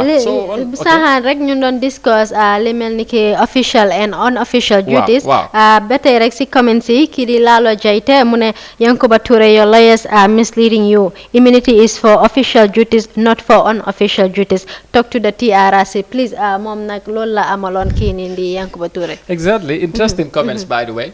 ku ne di joxe xalaatam te foog naa ne comme li affaire loi la te tamit loi dafa sew am na yi nga xamante ne buñ la ko waxut wala duñ koy foogee dafa mel ni amaat nañ beneen caller hello caller hello na ngeen def jaama rek alhamdulilah noo tudda ak fooy woote man Boubacar laa tudda maa ngi woote France ok lan mooy sa contribution ci show bi man suma contribution bi mooy Gambia is too small ñun ñëpp ay mbokk lañ te Gambian yi ñoo toog ñu sos truth reconciliation bii nii so actually Gambian yi buñ ko doon def xanaa xamuñu woon ne that indemnity bill mu ngi fa woon waaye loolu taxut Gambian yi jóg de lu tax ñu jóg mooy pour ñu reconcile truth and reconciliation nga ñëw nga wax lu li nga def ba pare nit ñi baalal la ñu bari ñëwoon nañ foofu noonu def ne wax nañ luñ def ñu ne ñu baalal leen waaye Yankuba su fekkee ne moom dafa sangoo ak indemnity bill boobu noonu loolu man foog naa le he should not have done that because TRRC is not a court of law dañ ko wax clearly ne dañoo ñëw fii nii pour lu ñoo def ñu baalal wante Gambia is too small ñun ñëpp ay mbokk lañ so he was too big num génnee sax it was not a respect xam nga sa doom sax sooy wax ak sa doom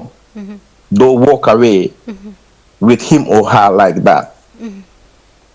Man daal loolu rek moo ma metti si affaire munoon naa négocier ak gaay ñooñu ay kilifa ñoo fa toog ay imam ñoo fa toog ay pastors ñoo fa toog so that respect at least should have been there. Jërëjëf def man loolu mooy suma contribution. jërë ngeen jëf ñu ngi rafetlu sa contribution dégg nañ lu mu wax maam ji bi am na solo torop mention na nit yi nga xam ne nit yu mag yi nga xam ne ñoo nekk foofu noonu si TRRC bi mention na ne kii di Yankuba Touré su dul dara sax mu mayoon ñooñu noonu cër waaye ba tey sax foog naa li ci gënoon a important mooy victims yi nga xam ne they were present. waaw mooy comme ni ma la ko waxee ci ginnaaw rek boo xoolee tey lii wundu wala taxawaayu TRRC bi mooy ñi nga xam ne ñoom ñoo defoon ay jéeya ñu ñëw dëggal seen jëf jéggalu ñu jéggal leen ndax loolu moo tax ñu ne truth and reconciliation understand nga nañ ñëw wax li nga xam ne mooy dëgg ñu jéggalu ñu jéggal leen amaana loi nag lépp dañuy xaar ëllëg lan mooy doxalinam moo tax tey ñëpp di waxtaanee waxu ne ok constitution bi may na ma immunity bi constitution bi xañ na ma li xañ na ma lalee faaw gis-gis yi wuute ci li tax gis-gis yi di ci wuute mooy ne naa la loi xel la ak xalaat doonul lu wàcc ci asamaan si comme alxuraan bi ni mu ñëwee am ñu nangu am ñu bañ loi tamit dafa nekk lu nga xam ne xel la ak xalaat ñiy jàpp na lii lañ wala càmbar mu doon lu nga xam ne njëriñ lay doon ci yenn doxalin yi boo xoolee tamit ki mujjee wax léegi wax naa ko ci ginnaaw boo xoolee réew mi ak démb li nit ñi mer ëllëg bu Yankuba ñëwoon toog am na kaddu yu muy fësal dina am ña doon sànni xeer ak ñi doon ñaawlu waxam dëgg la am na solo ñu jël koola bi asalaamaaleykum koola noo tudda ak fooy koole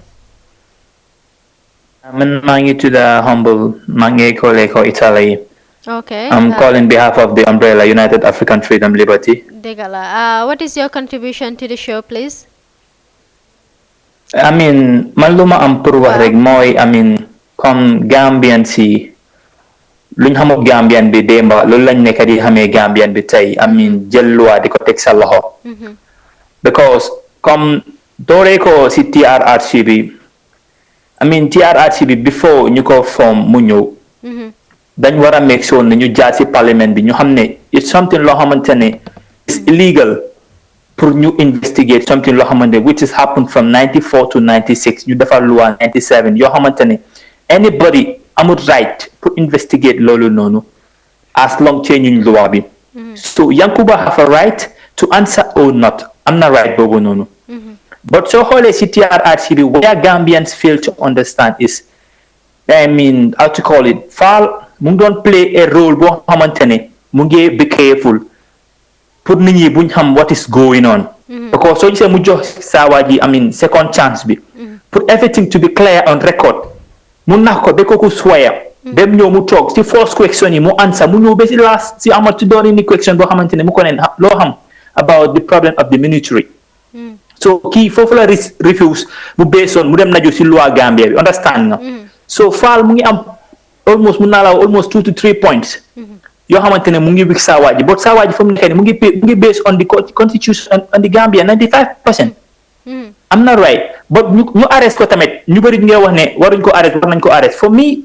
soo xoolee si loi bi waruñ ko arrest nag de but dafa nekk loo xamante is very important pour ñu protect life am bi ñu ko arrêté is something important for him because suñ ko bàyyee nu mu génne noonu ñu ko doon xaar si biti mun nañ koo rey at any time te doo xam ko rey te loolu TRRC war nañu dañ am problème bu mag boo xamante ne you know dañ ko féet lan moo tax gars yi rey kii nii because of lan dafa bañ a answer si TRRC bi lu tax joxuñ ko protection thank you very much ba bàyyi kii xam sena saabal ñëw na dem deelu dara jotut ko so why Yankuba and Yankuba was in Gambia for so long loolu happened mu face TRRC bi di foo dee rek gars yi rey ko so arrestant bi nag you know it's not based on constitution but it's something loo xamante dafa important pour ñu protect life am te fu mu nekk nii dañ ko war a jox full security boo xamante ne war nañ ko protect ba nga xamante ne fu mu nekk nii everything is okay from Yankuba. Thank you very much jërëjëf si contribution bi waa lu mu am na solo because ak lu mu munti mel tamit he is still a citizen ba pare am na tamit a right to life ba pare right now mun nañoo wax ne sa his life might be at stake due to some of the threats yi nga xam ne received na ko démba on his way out to the police station mu nekk contribution am bi mu nekk lu am solo. waaw that would take me ci lu ñu doon wax démba and remind Gambians ak ñun ñëpp ne affaire bi moom it's loi la nobody have the right council bi sax wax na ko démba attaque Yankuba or any other person wow that was they have condemned it ñi nga xamante demoon nañ fa di ko tiital di jël xeer ak yooyu which was wrong because loi bi mu ngi fi whatever happens the law will take its course te foog naa ne ñun ñëpp loolu lañ expect bëgguñ kenn jël loi bi in your own hands bëgg a def li nga xamante ne mooy at the end of the day sax yow mi nga xamante ne foog nga ne yaa ngi fight right wala di fightal sa bopp right da ngay ñëw mujjee impliquer sa boppa te balaa loolu yëpp dina am solo pour ñëpp dal ànd ak xel daal ñu bàyyi jiital xol parce que boo jiitalee xol rek mun na laa dugal fi nga xamante ne Hassan am nañ Kola si line bi hello Kola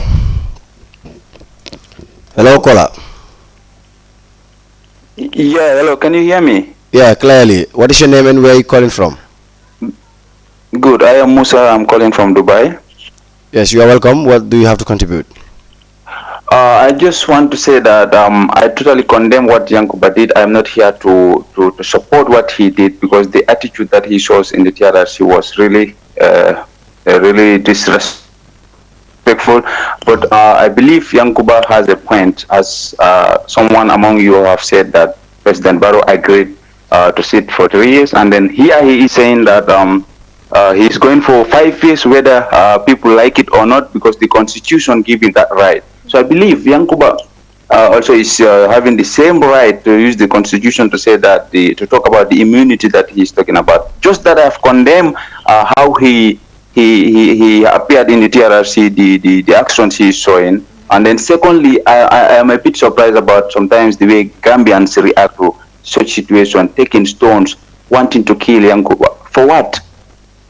I think Gambians should stop taking the law into their own hands. I have that advice to Gambians to stop taking the law into their own hands. And Yankuba is with the police. They should allow the police to do their job, I believe.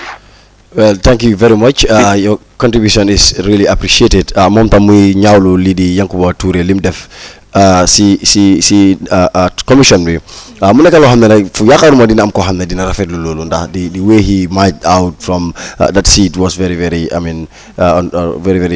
bad to do waaye nag moom tam mu ngi jéem a dëgëral ne Yankuba Touré still has a point for the fact ne mu ngi reference lii di Adama Barrow mu ngi wax ne 5 years he must go for 5 years because that is what the constitution says. Naka la ko waxee si soose sa ni laftaala ni man lafaala adiyata mi masila for 5 years well and the constitution is here for everybody so exactly so mu am kuy laajte rek still on the comments Ndeye Jobaate, can the National Assembly members make amendments on the constitution whilst the CRC process is on? Why are we still having such laws which we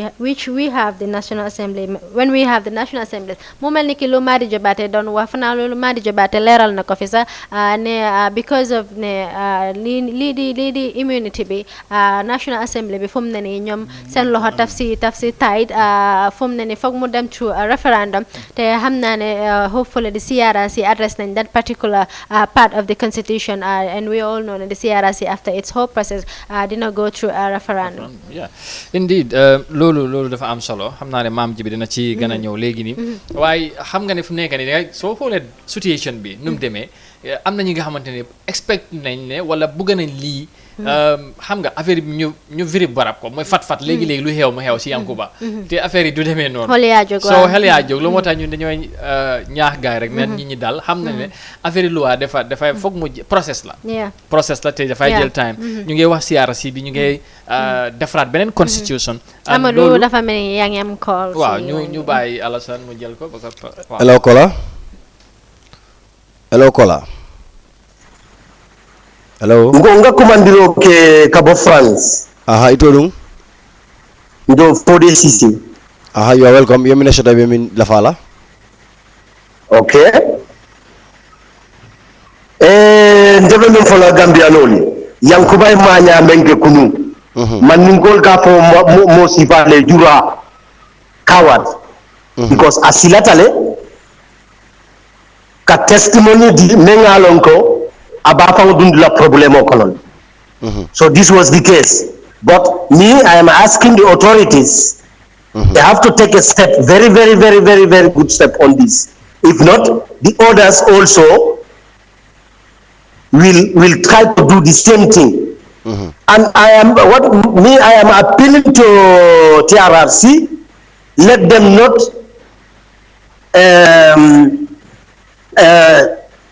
let this still not move them from anywhere.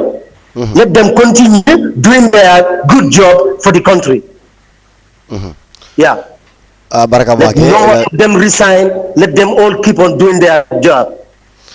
Well, thank you very much. Ila kolo kumaira bake afanambe mi fokan wala nyintiko TRRC nyanta ila ila nyanto continue rek ikana discourage ka jeko ye staple ta min nyanta kala pour ka jeko fanang because Yankuba Toure nyong Sifal Seattle, we have people like Edward Singate, we are expecting them and then they like even Yaya Jammeh, if you can have him TRRC governments are still waiting and we still want to hear from them. Afanang mukudolti di dina set a precedent. Comme li fi daan wax rek di fact ne Yankuba Touré tey ñëw na Dembarada ñëw na bañ naa wax mu ngi ko teg si lii di constitution bi te Yankuba Touré comme li ma wax rek yàggul rek mu ngi dem ko te win na ko case boobu noonu te loolu rek mun na ko motiver pour mu gën a forge ahead with this issue te fi ma naa wax rek su Yankuba Touré waree am a point, it will be very, very dangerous for the TRRC because the subsequent junta members will also, follow the same step and which is going to really harm the. Assalamu alaikum caller, no to the act for a water. Hello. Hello. Hello, ma ziar naa leen. Waaw ñu ngi delloo ziar bu baax a baax. Waaw man maa ngi call Belgium moo Lamin Jayti laa tudd. Dëgg la lan mooy sa contribution? Waaw moo Lamin Jayti laa tudd maa ngi call Belgium. Waaw li sa contribution lan nga bëgg a yokk ci show bi? Waaw lu ma leen bëgg a wax rek am nga Gambia ñun ñett benn lañ.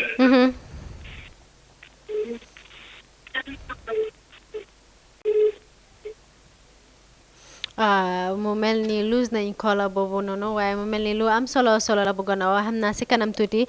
dinañ ko gën a connect. waaw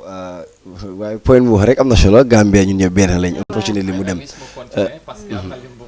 waaw nduru na lu am solo bu baax a baax. ñun ñëpp benn lañ loolu defe naa ne depuis dem ba tey ñu ngi koy wax. boo xoolee comme li Alassane wax ak comments yi yëpp li ñuy wax mooy lii bu mu am dara lu mu wàññi TRRC bi waaye mun na noo jàpp ne ci gis-gis dina am lu mu leen wàññi li tax mooy tey cër bi nga xam ne ñëpp jox nañ ko TRRC bi mooy ñi taxaw gis ne ñoom ñi am dëgg ci lii waaye bu fekkee amuñ ci dëgg rek dina gàkkal ñoom seen taxawaay yi ëllëg dina gàkkal tamit ñoom ëllëg. report bi nga xam ne daañ ko binda ba ñu mën a jël li nga xam ne mooy seen liggéey ci diiru 2 wala 3 at yi nga xam ne ñëpp séntu nañ ne lii moo nekk taxawaay bi nga xam ne moom lañ doon xaar ci TRRC bi ñii ñu ngi jàpp ne ok Yankuba lim def ñaawlu nañ jëf ji waaye taxawaayam daf ko teg ci loi bi mooy constitution bi te constitution boobu noonu moo ngemb mboolem ku fi nekk di bumi ak loi boo mënta def ci constitution bi ngay mën a sukkandikoo ne la may def ëllëg ban jéye la may jural mu ñuy indi tey ñu bari di ko référence ak li nga xam ne mooy taxawaay ak doxalinu tey li ñuy dund ñun ñëpp démb ak barki démb bi coalition bi taxawee dañ ñi fësaloon kàddu yi ne 3 at lan fiy nekk 3 at yooyu bi mu demee ba jegee am na ñu taxaw ne na nguur gi dëggal ak kàddu yi nga xam ne moom lañ diggee woon démb ñooñu taxaw wane ne constitution bi ak ñu jël koola bi del si ci loolu asalaamaaleykum noo tudd ak fooy koole. waaleykum salaam maa ngi tudd Ali Touré maa ngi koole laas na jaman. ok Ali lan mooy sa contribution. Masuma contribution si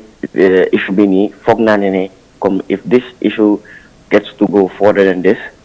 foog naa ne I will little bit blame the TRRC for this. fan nga teg loolu. waaw because. yéen da ngeen wax ak you had a meeting with Yankuba Touré. mu indicate ne moom su ñëwee du testify. so foog naa ne the TRRC as a group of people well educated people yéen mun na handle this in a professional manner ngeen yóbbu Yankuba Touré in a private room try to negotiate with him try to convince him to testify waaye fu mu nekk nii yéen a ngi risk nit gi life am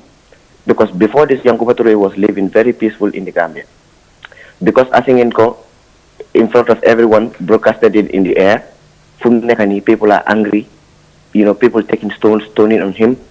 and whatsoever. Fogna TRC bumko indicated mom dumuna testify. Nyom muna postpone testification bi. But later on, swing community convinced, okay, this guy he is willing to testify. Or still, if he insists, muna ko forward because the High Court High Court will take their due course. Feka guy initi meruñ wala dara. Te leneen luma bëgg wax tam ci Gambian si man youth la Gambian si they are trying to experience something that they don't know. Maa ngi xool seen live comment yi right now da nga gis ne kii dafa comment lu xam ne it's his or her own opinion ke na génna from nowhere musta di saga stupid journalists and whatsoever. Gambian si loolu lañ war a bàyyi. Every human has the right to his or her own opinion. So his or her opinion, you don't have to come from nowhere to insult the person. Why? Because of you feel like insulting. We all believe in the TRRC. We all believe the TRRC will bring the truth, will reconcile each and everyone. So why are we taking the law in our own hands, assaulting someone who is a Gambian? He has the right to live. He has the right to breathe. So we get the law in our own hands. Yes. Jeff, thank you. We really appreciate solo. Let's not take the law into our own hands. A right to his or her own opinion. I think this is the space that the Gambian needs. Come every individual understand ne. Nikitam that they am tolno way si gis tolno way si helat ak tolno way si buga buga. Beta na niki should be project mom lim yakar wala lim fok si dara. You should not just come and negatively discredit that. Su nekkee da nga ko criticize dafa war a nekk in a constructive way foog nga ne ko fooguloo this is the right thing or nii ak nii waaye di fag ne comme nga wax dara rek ñi jug génne ay kàddu di la ñeneen sa de la saga. So which is very very bad. Why one lu am solo si TRRC bi seen labs because whether you want to admit or not it's a fact ne TRRC bi that is the reality actually. Demba moom ñoom tamit am nañ a lapse on their part considering the fact ne they had a prior meeting with Yankuba Toure and then from which we believe a lot of people actually believe ne they could have sensed ne Yankuba wouldn't testify before the TRRC. And I understand that they were trying to be transparent and all for the public to know Yankuba is actually the one who refused. But I think it is also their duty as TRRC is not only a reconciliation body, but I believe it is also an intermediator between the public and some of the witnesses. So if in that meeting they realized that Yankuba wouldn't testify, I think the right thing they could have done is to pause that, work on something else, while the CRC is going on, while they look at other potential measures that they can use against him, instead of Yankuba coming before the public, saying, acting in that way, and also putting his life at risk. Waaw comme ni ko say waxee rek mu ne Yankuba sa wax na ne dañ ko ambush waaye dafa mel ni am nit ko la hello ko la hello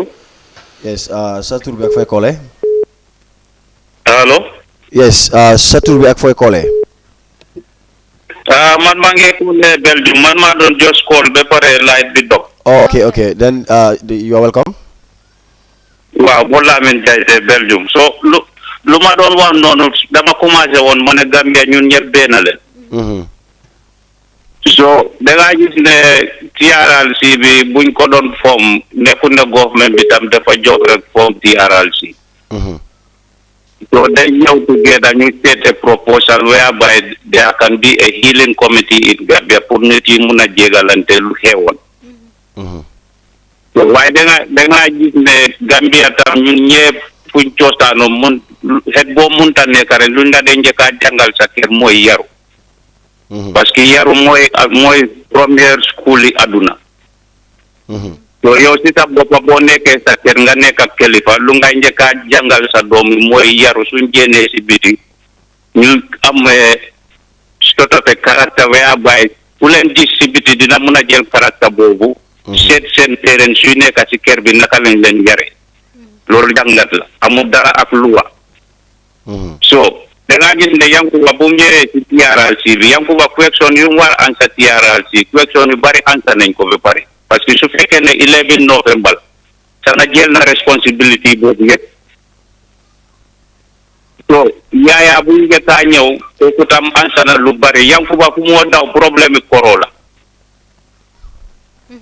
so problème koro tista koro testify na ci commission bi TRRC bi explain na ko lu dox ñom xam nañ ko bu yaaga so jégal nañ Yankuba su fekkoon ne man maay moom dama ñëw toog explain loolu parce que driver bi explain na ko Edward ñu fa yónni explain nañ ko Mendy explain na ko to moom yaaya bu mu doon ñëw wax na yaaya ne bu ñëw ñi mun a luñ la dara waaye nekkul ne affaire du wàll ñu wax lu ñoo wax bi mooy ne ku nekk ñëw wax lu nga wax nga gis ne famille yooyu ñu nga rey parce que ñoom tam doomi jàmbur lañ especially ku ñu rey amul doom bàyyi dara yaaya moom benn doom góor boobu rek la so su ñëwee loolu moo tax sa coow bi bari parce que su fekkee ne lefi novembre la sana moom wax na lu fa xew yëpp kenn mënut a ñëw dépassé sana lu mu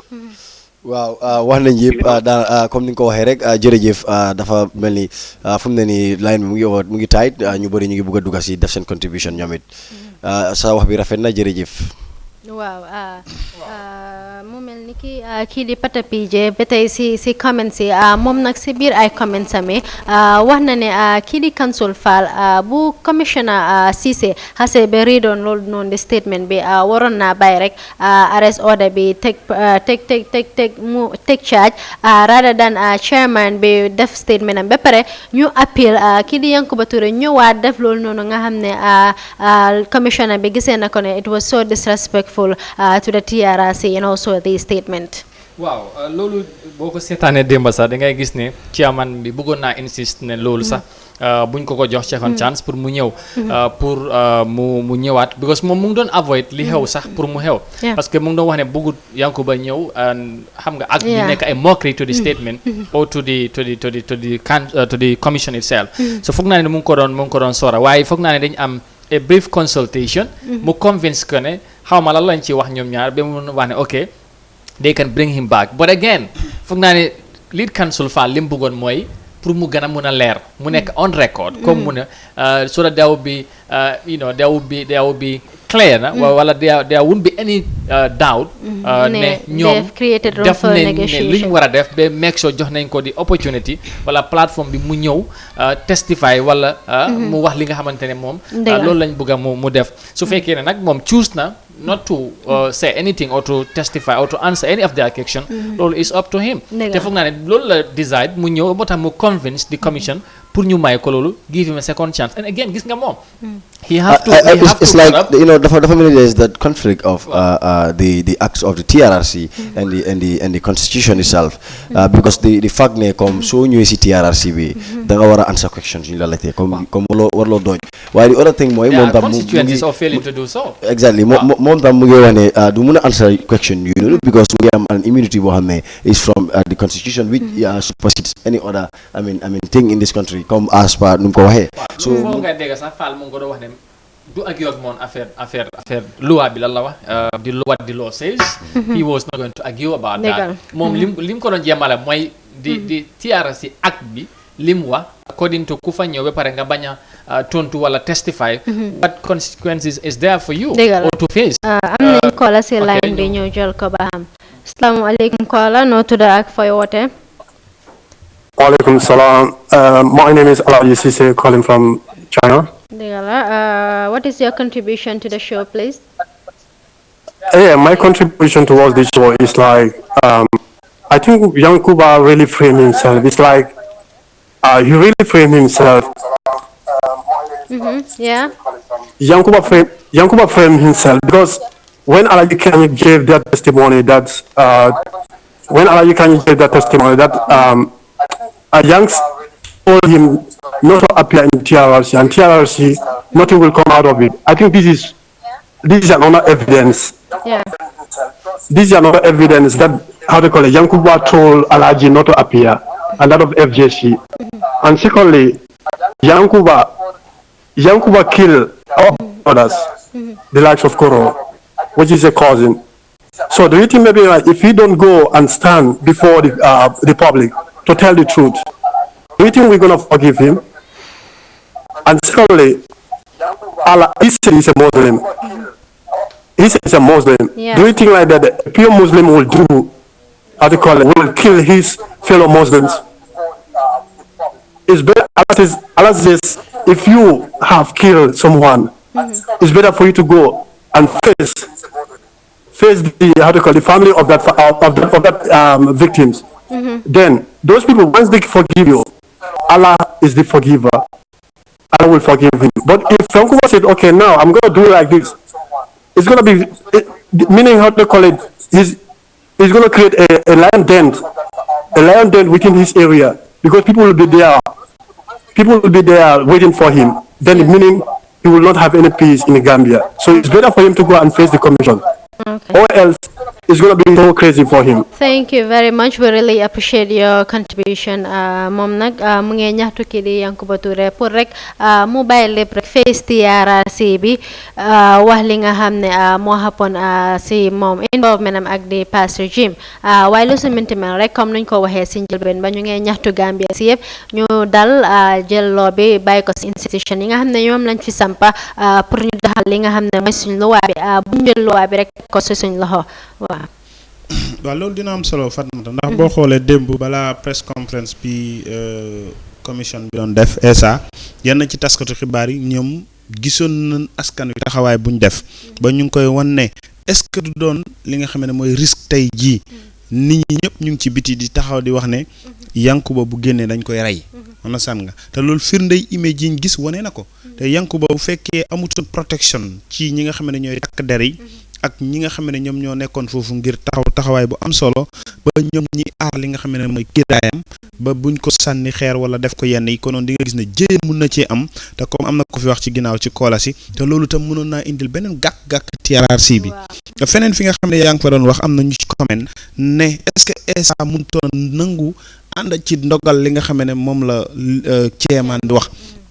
ESA tamit Amadou wax na ko te démb gis nañ ko moom leeral na ko moom lim bëggoon rek mooy askan wi am seede yu leer te wóor ci lan moo tax Yankuba ñëw ba foofu bañ wax buñ ko defoon off record tey mun nañoo wax am na ñuy nangu amaana ne non gëmuñ TRRC bi li ñu wax Yankuba boo gisee mu ñëw ba foofu bëggoon naa wax waaye ñoom tamit ndeysaan li mu doon def rek mooy ne dañ am seede yu leer te wóor Yankuba ñëw ba ci kanam askan wi caméra yëpp ñu ngi ci moom télé yëpp ñu ngi ko doon def live mu taxaw dëggal kàddu yi ne moom ci boppam liñ koy laaj du ci tontu liñ ko bëgg a wax loo yëpp am na kiiraay bu nga xam ne moo ko iir ba du wax ci loola. ay foofu tamit liñ fay wax rek mooy ne ñoom tamit dafa mel ni diisoo dafa des seen biir diisoo bi mooy ne bu fekkee amaanaar gis nañ ne tey am na ñuy jàppee ne lii dina am wàññiteef bu muy wàññi ci TRRC bi ngir ñu xool ñaar ñu nga xam ne dina bokk benn bëgg-bëgg lead counsel ak chairman amul lenn lu war a am ci biir TRRC lu nga xam ne war naa doon lënt ak luy ump seen diggante kii di gis ne lii mun nañu indil kiiraay kii gis ne lii mun nañoo indil li nga xam ne mooy jëya ndax chairman bi lii la doon bañ tey am ñuy comment ba di xool ñoom seen li nga xam ne moom moo nekk ñàkk xarañteef wana saan nga te li tax loolu ñu wax ko mooy soo xoolee ci waxtaan bi bokk na ci ñëpp li ñu wax ne Yankuba moom lim doon sàkku mooy mu waxtaan ak ñoom li jiitu muy dem di appuyer ci kanam TRRC bi